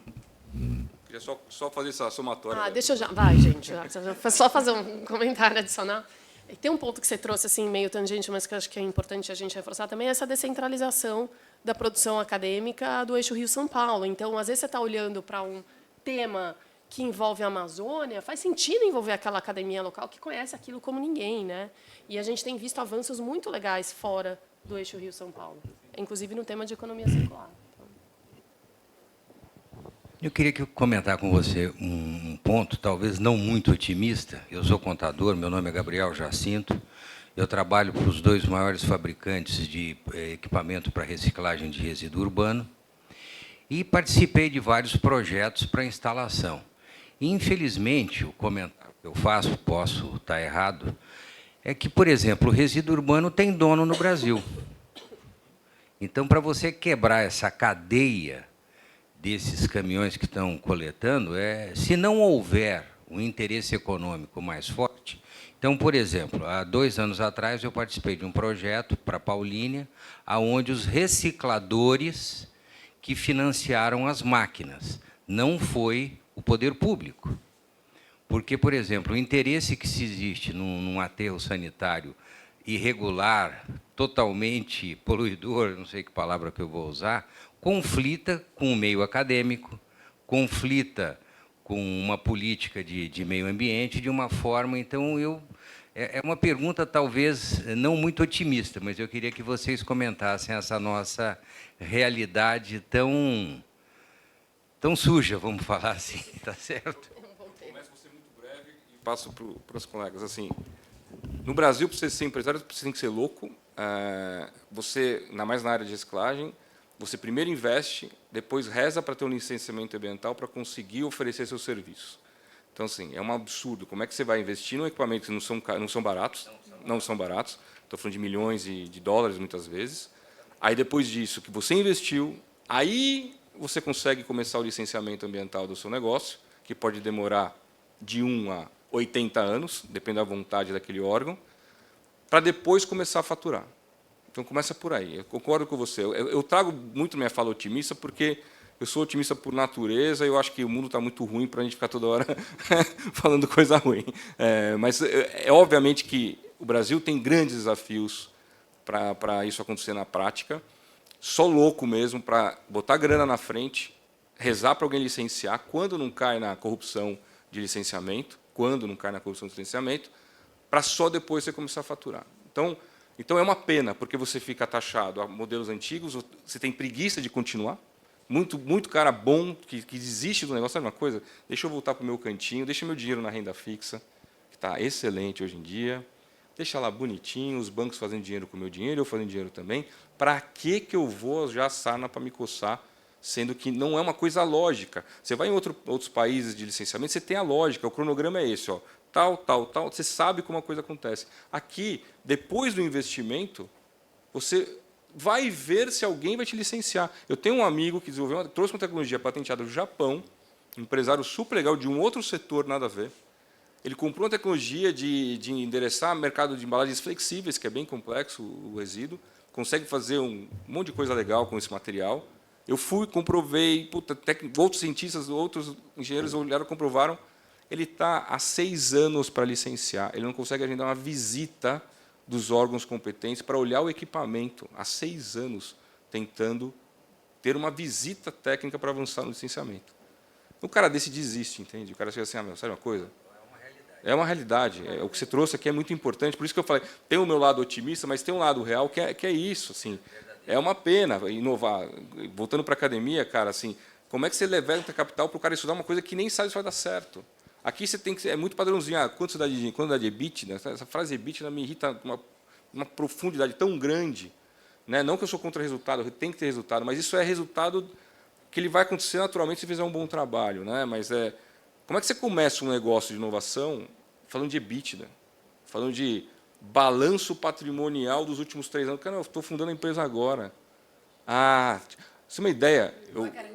Eu mudei a empresa agora, né, que eu mudei meu papel, passei de sócio para consultoria. O filtro que eu tinha no meu escritório não conseguiu manter na minha empresa, porque você não tem histórico empresarial. Eu falei, amigão, mas eu alugo o filtro de você há 12 anos. Mas o senhor não é mais sócio da empresa. Eu falei, eu sei, mas sou eu. É o meu CPG, eu paguei você 12 anos. Então, cancela esse negócio e vou comprar um filtro. Voltei para a economia linear, no meu próprio escritório. Porque a Brastemp, desculpa falar a marca, mas não quis renovar o contrato com a minha empresa, porque eu sou simplesmente uma empresa que acabei de abrir. Então, essa esquizofrenia brasileira é que impede inovação, que impede um monte de coisa, entendeu? O que tem que ter gente como a gente aqui, que está aí uma manhã inteira em São Paulo, trânsito, um dia ruim, que acredita em inovação e que faça essa roda virar. Depende desse tipo de gente aqui que acredita. Tem muito intraempreendedor nas grandes empresas, que eu amo essas pessoas de paixão, que fez eu existir como empresa, que mesmo com todo o sistema falando, sai fora, elas acreditaram no projeto e a Boomera existiu por causa delas. Não foi por causa de governo, foi porque os intraempreendedores dentro dessas grandes empresas hackearam o sistema e falaram assim, vem aqui e vamos fazer a coisa acontecer. Então, é isso, estar perto de pessoas que querem hackear o sistema e acreditar nisso e ser otimista para sempre. Porque, se você for olhar na lógica, você não investe nunca R$1 no país. Deixa lá paradinho na sua renda fixa, que você vai ter muito mais dinheiro no seu futuro. Infelizmente. Esse é o cenário de inovação brasileiro. Mas como a gente aqui que está aqui gosta de desafio, a gente está aqui para hackear esse sistema. Obrigado.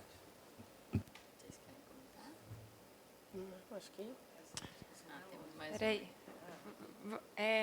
Vamos fazer mais uma pergunta e a gente vai para a apresentação, Bia, para também não pegar muito tempo de quem precisa ir às 11. Vamos lá.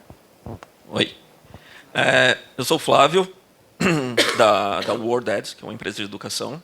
A gente tem também uma fundação que trabalha em educação, trazendo tópico de ESG para a educação básica. Né? O Guilherme falou um pouco sobre, né, o papel e a importância desse déficit que a gente tem de não trabalhar isso desde base, né, todo o ciclo escolar.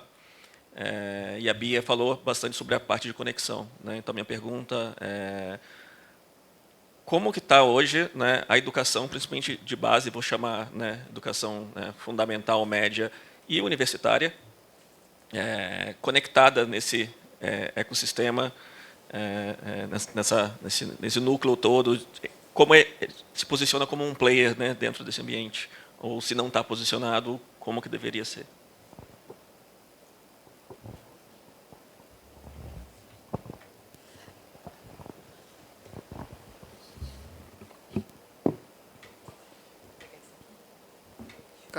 Não, Alô? foi. Acho que agora. De uma forma bem direta, não existe no currículo brasileiro, né, a inserção dos princípios da economia circular no portfólio das escolas, das universidades. Mas eu acho que a gente já vê aí um grande número de empreendedores, de especialistas, de universidades, gerando cursos isolados, né, para capacitar os empreendedores em economia circular. A gente vem resgatando, como a gente traz muito insight de fora, a gente se deparou com um manifesto para a educação circular que a Holanda criou, porque eles foram um dos primeiros países a colocarem como visão ser 100% circular até 2050. Então, justamente para você ter essa evolução, a base de tudo é a educação. Então, eles criaram um programa chamado Green Brains, chamaram vários pesquisadores. Então, a gente está querendo impulsionar essa discussão aqui no Brasil. Então, eles explicam que uma educação circular para crianças tem que ser justamente uma educação que provoque aquele trabalho e a educação sob projetos, integrando várias idades, provocar mais a criatividade, a visão sistêmica, a colaboração. Então, tem vários aspectos interessantes. A gente fez um projeto também com a Câmara da Alemanha. Eu acho que é muito legal pontuar que essas interações com vários atores europeus é essencial, né, para a gente trazer essas bases, essa inspiração. A gente não precisa criar nada do zero, né?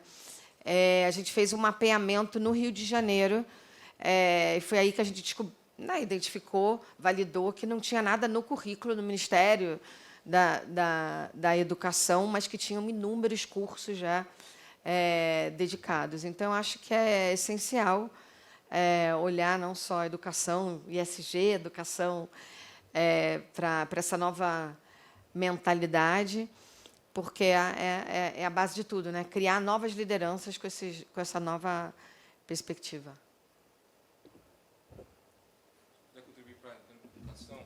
Quando eu falo de ter educação desde a infância, quando a gente bota uma criança para uma escola pública ou privada que vai aprender português e geografia, o meio ambiente tem que vir, não aula de biologia confundida com isso, sabe? Não é professor cortando garrafa PET, fazendo vasinho, com a intenção boa de querer falar que isso educa, e falar, estamos reciclando. É isso que temos nas escolas, independente se é particular ou público, ainda pior ainda nesse sentido. A gente tem que realmente brigar para ter isso como uma criação da própria questão cognitiva daquela pessoa, porque ela vai passar a ser um consumidor, vai passar a ser um executivo, vai ser um empresário, vai ser alguém na sociedade e que vai tomar melhores decisões. Como eu falo, a gente não tem, graças a Deus, nós não somos psicopatas do clima. A gente criou esses problemas por falta puramente de conhecimento e tomar decisão equivocada. Quando um cara muda a cor de uma garrafa, voltar tadinha para a água, porque a água ficou aqui na minha frente, a gente podia falar de qualquer outro setor. Muda de cor porque quer ficar água premium.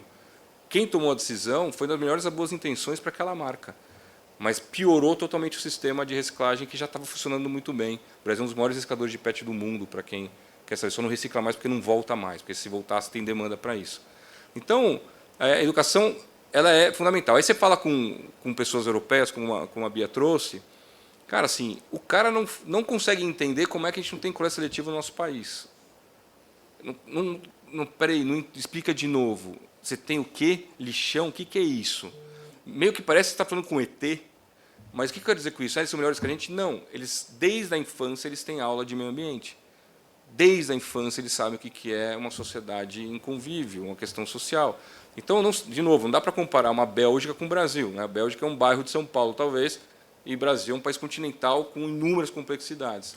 Mas eu quero dizer, a pessoa já vai para a escola e já sai da escola com essa questão já, como a gente sai como línguas, geografia, matemática, história, com qualquer pessoa que você fala no Brasil, você já ouviu falar de história, já ouviu falar de geografia, já ouviu falar, só que não ouviu falar de meio ambiente. Entendeu? O meio ambiente para o brasileiro que não são os evangelizados aqui, mas fora daqui, é a Amazônia, né? Tem que parar a queimada, tem que parar o corte, puta, ó, é lixo, né? Tal. Realmente, lixo é uma porcaria, mas fica tranquilo, eu reciclo. Tudo que eu consumo eu jogo no lixo. Então, é o que a gente tem de informação. Eu não estou exagerando, é isso, a gente tem informação, é isso. Eu faço meu papel a partir do momento que eu consumi alguma coisa e joguei na minha cesta de lixo. Está resolvido o meu problema, a minha história com o meu lixo acabou aqui, né? Então, a educação ela é fundamental para uma sociedade melhor. É muito difícil mudar o cérebro de alguém que já está acostumado a fazer isso há muitos anos dessa forma. Não é simples, não é simples. Além de tudo que já foi falado nesse painel, a gente vai ter muito mais facilidade de implementar quando os novos executivos, os novos consumidores já vieram com esse chipinho modificado, como eles estão vindo para a questão de gênero, como eles estão vindo já com uma questão de igualdade. Você vê as discussões hoje com seus filhos, não sei se eu tenho um filho de 11, uma filha de 11 e um filho de 7. As discussões em casa são de gênero, a discussão de casa são nesse e trazida por eles, assim, sabe? Então, vamos botar também nessa conversa o meio ambiente.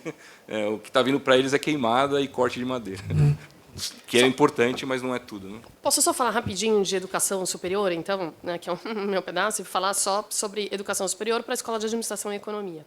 Eu acho que é justo dizer que há um movimento nos últimos anos de inclusão desses temas, pelo menos nas boas escolas, né, e digo boas escolas, aquelas que estão bem avaliadas pela CAPES e tal, de inclusão desses temas. Inclusive, tem uma iniciativa da ONU muito legal, chamada PRIME, não sei se você conhece, que chama Principles for Responsible Management Education. E, então, congrega todas essas escolas. Então, no Brasil, todas as boas escolas de administração fazem parte, e a gente vê um esforço muito grande de trazer esses temas para a sala de aula, para os TCCs, para a iniciação científica e tal. Até porque a turma pede, porque, como você falou, os jovens eles já vêm com... Existe uma questão geracional aí importante. Então, só para dizer que esse tema tem avançado, não estamos longe do ideal, não estou dizendo aqui que está tudo resolvido.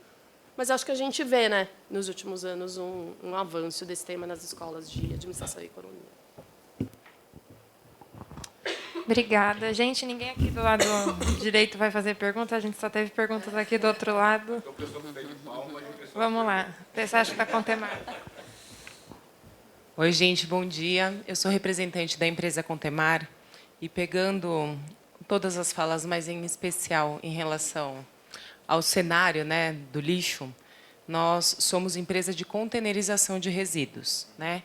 E pegando o gancho também da educação, uma das maiores dificuldades, sabemos, né, da importância, me corrija, Guilherme, se eu estou errada, da necessidade desse material chegar limpo, né, para retornar para a cadeia. Então, a gente entende que a segregação na fonte é um dos caminhos, né, olhando na economia circular para a logística reversa, é um dos caminhos para a gente poder potencializar o valor desse material que chega lá para voltar a virar resina. Aí minha pergunta, né, porque um dos desafios meu com a Natália é realmente mensurar que tipo de ação que eu faço que isso gera motivação no gerador, né? Porque eu, como cidadão, eu acho que a responsabilidade é do governo, mas eu, como gerador, tenho as minhas responsabilidades, né? Então, a gente tem um projeto em Salto de Pirapora, no qual a gente fez isso. Vamos fazer uma ação na escola, vamos colocar teatro, vamos fazer panfletagem. Então, a gente vem testando alguns métodos para ver o que gera esse engajamento na população. E aí, minha pergunta para vocês, da academia, das empresas, como a gente motiva essa população, de fato, que está com a mão na massa, né, não pensando lá na base, mas a pessoa que está... Porque, quando a gente fala de logística reversa, está dependendo de quem está com o resíduo na mão. Então, como a gente faz essa cabeça pensar, levar esse resíduo no lugar certo e não só colocar ali e achar que está tudo certo, né? Posso começar rapidinho, né? Eu passo para vocês. Falo rapidinho aqui. Eu vou dar uma sugestão que bem simples. Pergunta para eles.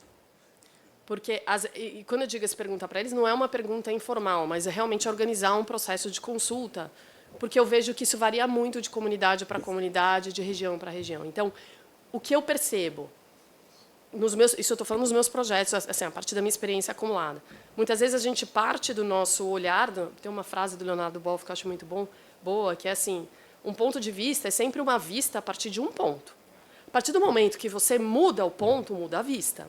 Mas a gente tem muita dificuldade de entender o ponto do outro. Então, existem mecanismos simples de consulta a comunidades, stakeholders, que podem ser utilizados, que você pode mapear soluções que vão funcionar ali. É muito... Inclusive, tem um prêmio Nobel recente, acho que tem uns 3 ou 4 anos, que foram para pesquisadores que desenvolveram essa lógica econômica. Inclusive, para resolver problemas econômicos complexos, você precisa fazer intervenções muito locais e muito direcionadas. É mais acupuntura do que uma política... Eu, como empresa, tenho uma política nacional que eu faço assim, eu incentivo o gerador. Só que no município X para o município Y isso pode mudar. Adicionando o que você trouxe, eu ia falar exatamente disso. A economia comportamental na veia, ou seja, é entender a visão do outro e não a nossa visão de técnico. Para a gente é muito... Como assim o pessoal não joga no correto? Para eles é, ué, eu não estou fazendo o correto? Não é jogar, simplesmente botar num saco de lixo e colocar... No... Então, é exatamente isso. Tem um exemplo no Brasil que eu amo falar, que é o lá de Foz do Iguaçu, com a galera da Itaipu, com cooperativas da região. Eles simplesmente quase que zeraram o lixo para aterro na região ali de 4, 5 bairros, né, justamente com esse trabalho. Foram as cooperativas, entenderam o que precisava, foram nos bairros, não são bairros de alta renda, bairros de média para baixa renda, como é que eles adeririam a um processo de economia circular, na verdade, de coleta seletiva, não é economia circular. E, cara, sim, os caras criaram um sistema de coleta nesses bairros, praticamente zerando o resíduo para aterro na região. Um cooperado lá ganha em torno de 4 mil a 5 mil reais por mês. Tem fila de currículo nas cooperativas da região para trabalhar com cooperativa, quer dizer, eu quero trabalhar numa cooperativa de catador ali na região. É um trabalho maravilhoso. Com a Itaipu, obviamente, teve uma empresa que precisava investir em coisas sociais, a Itaipu bancou esse projeto no início, e hoje é uma cooperativa que gera 400 toneladas por mês de resíduos e distribui esse salário super alto, comparativo com a média brasileira, e bonitinho, criaram roteirização e tal. Mas isso é uma solução que funcionou ali. Não vai funcionar isso lá no interior do Nordeste, no interior do Norte, não vai. Tem que ir lá perguntar e ver o que você faz para resolver. Senhora, é o seguinte, eu acordo 4 da manhã, pego 70 trens, 70 ônibus, você ainda quer que eu separe meu lixo e traga aqui? Deixa eu jogar no meu saquinho aqui e já era, vai. É meio que isso, a gente tem que entender ali, né? É muito mais ir com solução pronta, é primeiro entender o problema e dali desenhar soluções, né? Tem uma frase no empreendedorismo que a gente fala, a gente tem que ser apaixonado pelo problema e não pela nossa solução. Se você quer de fato ser inovador, ame o seu problema, não a solução que você tem. A solução funciona hoje, amanhã isso aqui funciona hoje para tomar café. Mas se você amar o problema, que é como servir um bom café para aquela pessoa, talvez se descubra outra forma de fazer servir um café melhor. Então, é um pouco isso. A gente vai muito com a solução pronta e, às vezes, a solução pronta não é uma solução para aquele local. Adorei a fala. Adorei a frase também, do ponto de vista... Nossa, é perfeito. É boa, né? Perfeito. Só mais uma pequena contribuição. Eu acho que a gente tem que olhar sobre 3 níveis, né? Tem a questão operacional, que com certeza você está colocando ali, um sistema de coleta. Tem a questão de incentivo financeira. Então, o consumidor, muitas vezes a gente fala no amor ou na dor, né? Ou com incentivo, ou com uma multa. Só que, exatamente na linha do que meus colegas falaram, o incentivo tem que ser muito adequado para aquele ator que você está querendo engajar. Eu vejo muitas situações aqui no Brasil de tentar criar um incentivo para o consumidor final baseado no valor de retorno financeiro do catador. Então, é outro incentivo. Eu vejo um monte de casos daquelas máquinas de coletar que fica a máquina ali paradinha no metrô, todo mundo passando, linda, maravilhosa. Nunca vi ninguém colocar a garrafinha ali. Quando vai estar quebrado, né? Então, quer dizer, como foi constituído esse modelo de engajamento? O incentivo não está correto, aquilo ali é um projeto de marketing. Quem que fez aquilo? Entendeu? É só para botar ali aquele container todo reciclado, bonitinho. Então, tem o terceiro elo, que é justamente como é que você dá aquele clique no consumidor. Porque, às vezes, um jovem, você pode dar uma estrelinha para ele. Eu sou o embaixador da circularidade do meu bairro, da minha escola. De repente, isso pode ser um incentivo. Tem um chapéu de embaixador. Então, não necessariamente pode ser financeiro. E, para finalizar isso tudo, eu acho que é justamente contar a história completa. Eu acho que o cidadão normal, o jovem, o adulto, não vê o resultado do meu ato de botar a garrafinha para reciclar num coletor de plástico. A gente só vê a reciclagem em coletores coloridos. Cadê aquela mesa, aquela cadeira, aquela caneta ou caderno feito de matéria-prima reciclada, com um design, performance e um produto lindo que eu quero ter para mim? Então, a gente tem que comunicar mais isso também. Olha só, você sabia que essa cadeira é feita de 101 garrafas PETs, tem uma cadeira que o Philippe Starch, o designer francês, fez. Então, vamos lá. Aí, se o consumidor começar a ver isso, ele vai parar de falar, pô, então não é obrigação do poder público. Ah, então eu já entendi que, se eu colocar no lugar certo, né, essa garrafa pode virar uma cadeira, e eu posso comprar essa cadeira, e aí eu entendo o círculo. Né? Então, acho que é um pouco dessas reflexões também. Você falou um negócio para lembrar. Quem já não foi impactado com a questão da tampinha plástica hoje em dia? Começou com o negócio de tampinha, de latinha, né? E agora tem um monte de gente coletando tampinha. Mas você nem sabe para quê. E esse é um exemplo do que a Bia trouxe. Assim, ninguém está ganhando dinheiro com aquilo. Na verdade, assim, se eu juntar tantas tampinhas, eu vou dar com a cadeira de rodas, ou vou dar uma castração de um animal. Já cheguei para mim, eu sou uma ONG de animais, eu vou dar uma castração de animal só que antigamente era 40 tampinhas, agora são 70. Quer dizer, você cria mecanismo que quem está contribuindo nem está vendo o dinheiro, o retorno financeiro, mas com uma causa maior, que nesse caso é a castração de animal, ou tem gente trocando por cadeira de rodas, e criou uma febre de tampinha, assim, tá? Todo mundo coletando tampinha plástica. Você está num lugar, o senhor vai ficar com essa tampinha? Não, é porque eu estou participando de um projeto na igreja, eu estou participando de um projeto no bairro. Então, são tipos de coisas mais simples do que a gente imagina, que você traz um engajamento naquele local que funcione.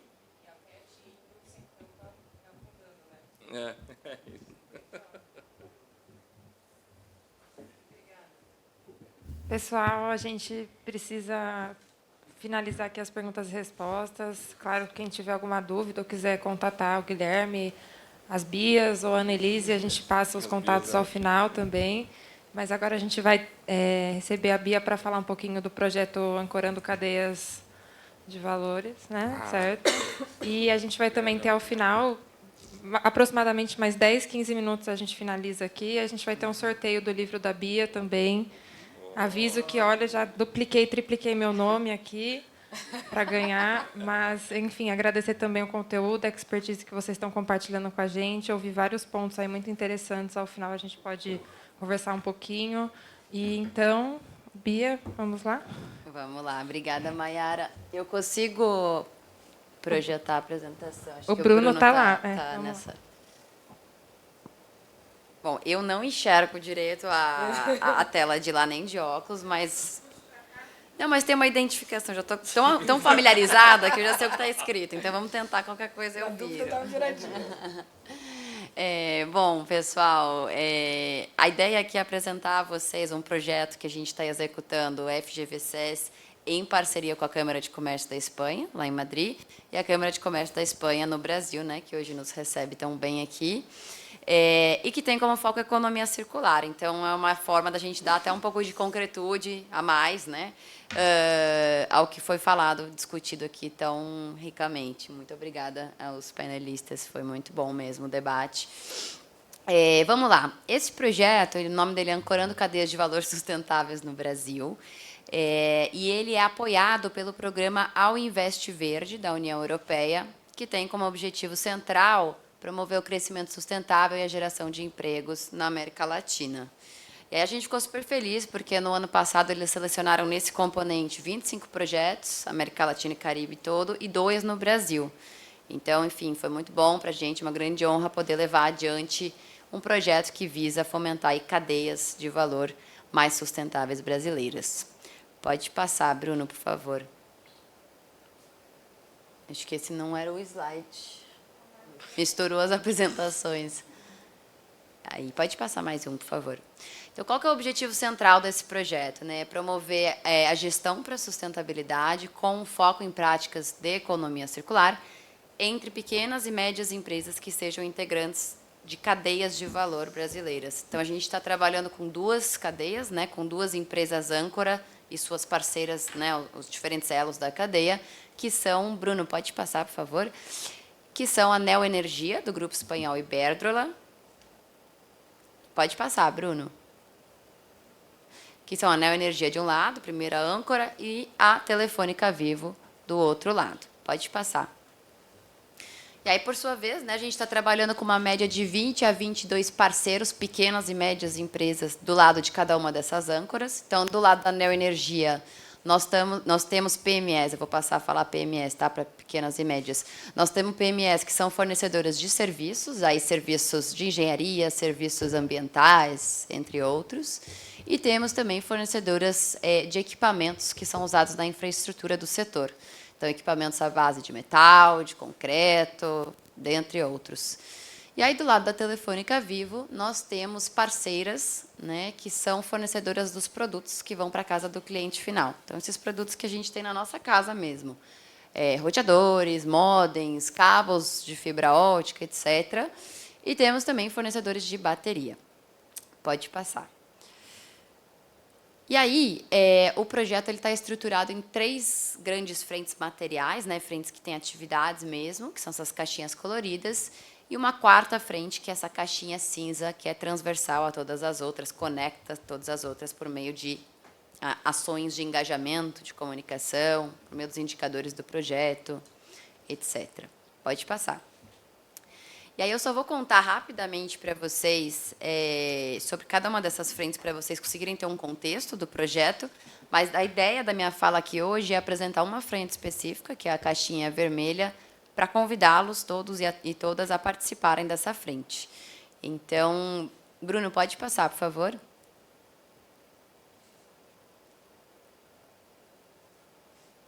Alô? Boa, obrigada. Então, a primeira frente do projeto ela é de desenvolvimento de capacidades. E o coração aqui é um percurso formativo, são 5 oficinas online, voltadas especificamente para esse grupo que eu mencionei agora. Então, para as 2 âncoras e as suas 20, 25 parceiras de cada lado, pequenas e médias empresas. A ideia é olhar para esses 5 temas, né, da gestão para a sustentabilidade, com um mergulho em economia circular, né, por meio desses 5 módulos. E a gente vai medir o impacto, né, os resultados concretos dessas oficinas por meio de um questionário de diagnóstico e impacto que a gente aplica 2 vezes no projeto. Então, uma no início do ciclo de oficinas, uma no final, para entender quais ferramentas foram incorporadas, aprimoradas, quais intenções, certificações, etc., foram buscadas por essas empresas em virtude do conhecimento gerado por essas oficinas. Pode passar, por favor. Aí a segunda frente do projeto ela é de produção de conhecimento. Essa frente ela envolve 2 relatórios. O primeiro relatório ele é liderado pelo GVSS e vai focar em gargalos, desafios, oportunidades e facilitadores para promover a economia circular nessas 2 cadeias de valor do projeto. Então, a da Neoenergia e a da Telefônica.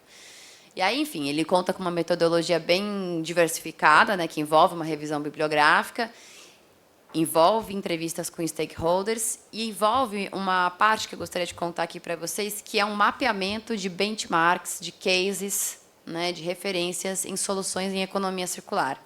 A gente está, nesse momento, mapeando casos de referência, soluções inovadoras brasileiras em economia circular, né, que sejam aplicáveis aos setores, então não necessariamente que já sejam aplicadas aos 2 setores, mas que possam ser incorporadas e ajudar o setor. E a ideia é que esses cases figurem sejam destacados tanto nesse relatório, né, uma forma de promoção também, de inspiração a quem o acessar, mas também que participem da comunidade de prática para inspirar o grupo. Já já vou contar um pouco mais sobre isso. Então, enfim, se alguém aqui oferecer uma solução como essas, né, a Bumera já está agora na minha mira, ou tiver indicações a fazer, por favor, nos procurem. A gente está nesse momento de mapear. E aí o segundo relatório nessa frente do projeto, ele vai ser conduzido, liderado pelos nossos parceiros da Câmara de Comércio da Espanha, e vai ter uma visão mais internacional. Então, vai olhar para a regulação, para melhores práticas e para cases de sucesso também em economia circular na Europa. A ideia é que esse relatório consiga inspirar e fomentar as discussões aqui no Brasil também. Pode passar, por favor. E, por fim, a gente chega, então, nessa terceira frente material do projeto, que é de redes e intercâmbio, que tem também 2 entregáveis, né, 2 produtos. O primeiro é uma missão comercial, que nós faremos à Europa no ano que vem, para a qual a gente vai convidar as pequenas e médias empresas que tiverem o melhor desempenho no ciclo de oficinas que eu mencionei há pouco, para irem conosco para a Europa e conhecer ali novas oportunidades de negócio, ter novas trocas de conhecimento, mas com esse aspecto mais internacional. E com isso eu chego, né, no objetivo da minha fala aqui hoje, que é a comunidade de prática do projeto, né, o segundo produto dessa frente. O que é a comunidade de prática? Bom, ela é uma rede multi-stakeholders voltada a trocar conhecimentos, práticas, experiências em economia circular, sob essa perspectiva de cadeia de valor e olhando, né, com foco no papel estratégico das pequenas e médias empresas. Então, essa rede ela conta aí com diversos atores do ecossistema de sustentabilidade empresarial e de economia circular. Temos aí governos, agências de fomento a pequenas e médias empresas, empresas de diversos setores, daí aqui não é restrito aos 2 setores do projeto, ONGs, instituições de pesquisa, instituições financeiras, associações setoriais. Então, temos aí com a gente já os SEBRAES, Apex Brasil, CNI, Caixa Econômica Federal, BNDES, Rede Mulheres Empreendedoras, diversas organizações, né? E queria destacar aqui a Exchange for Change Brasil, liderada pela Beatriz Luz, é apoiadora institucional dessa comunidade de prática. E aí, pode passar, Bruno.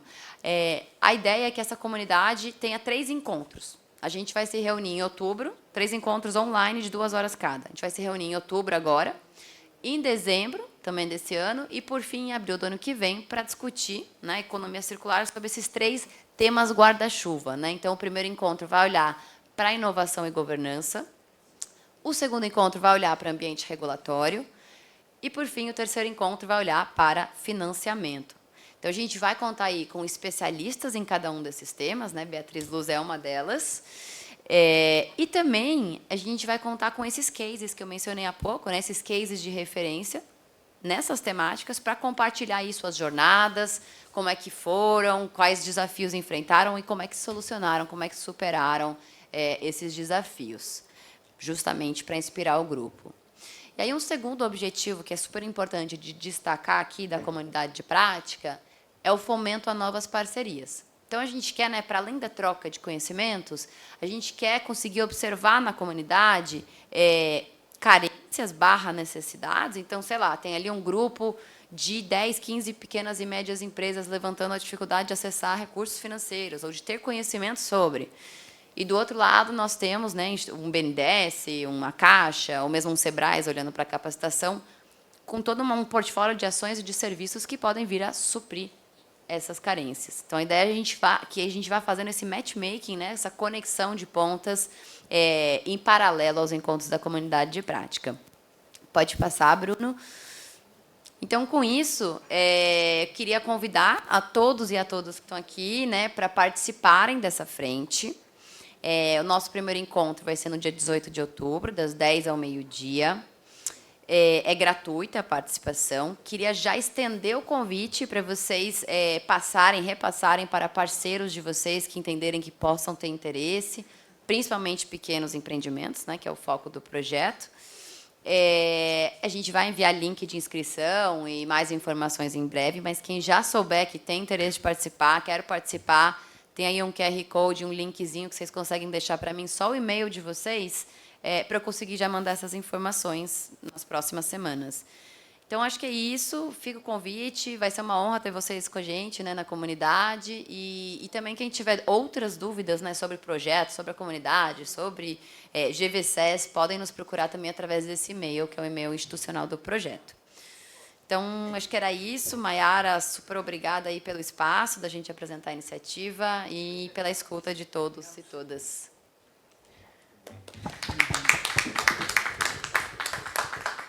Obrigada, Bia. Obrigada a todos. A gente vai finalizar com o sorteio do livro da Bia. A gente vai fazer aqui e aí depois a gente já vai para o encerramento. Obrigada pela apresentação, Bia. Passa e-mail. Projeto.auinvest. Oi? Deixa eu escrever para você. @fgv.br. Não, eu sortear que ele está falando. Quer fazer o sorteio, Bia, ou quer que a equipe faça? Tanto faz. Faltou alguém para colocar o nome? Alguém mais? Eu não coloquei meu nome. Eu quero. Com certeza. Coloca só no mesmo papelzinho. Tá. Tá aí? Acho que tem que escrever o nome dela, por favor. Tem que abrir a caixa e jogar assim para cima, igual a Xuxa fazia. Agradecer também a presença das pessoas que estão assistindo a gente pelo metaverso. Muito obrigada, viu, gente? A gente vai encerrar a transmissão. Vamos ficar aqui só com os presentes. Obrigada.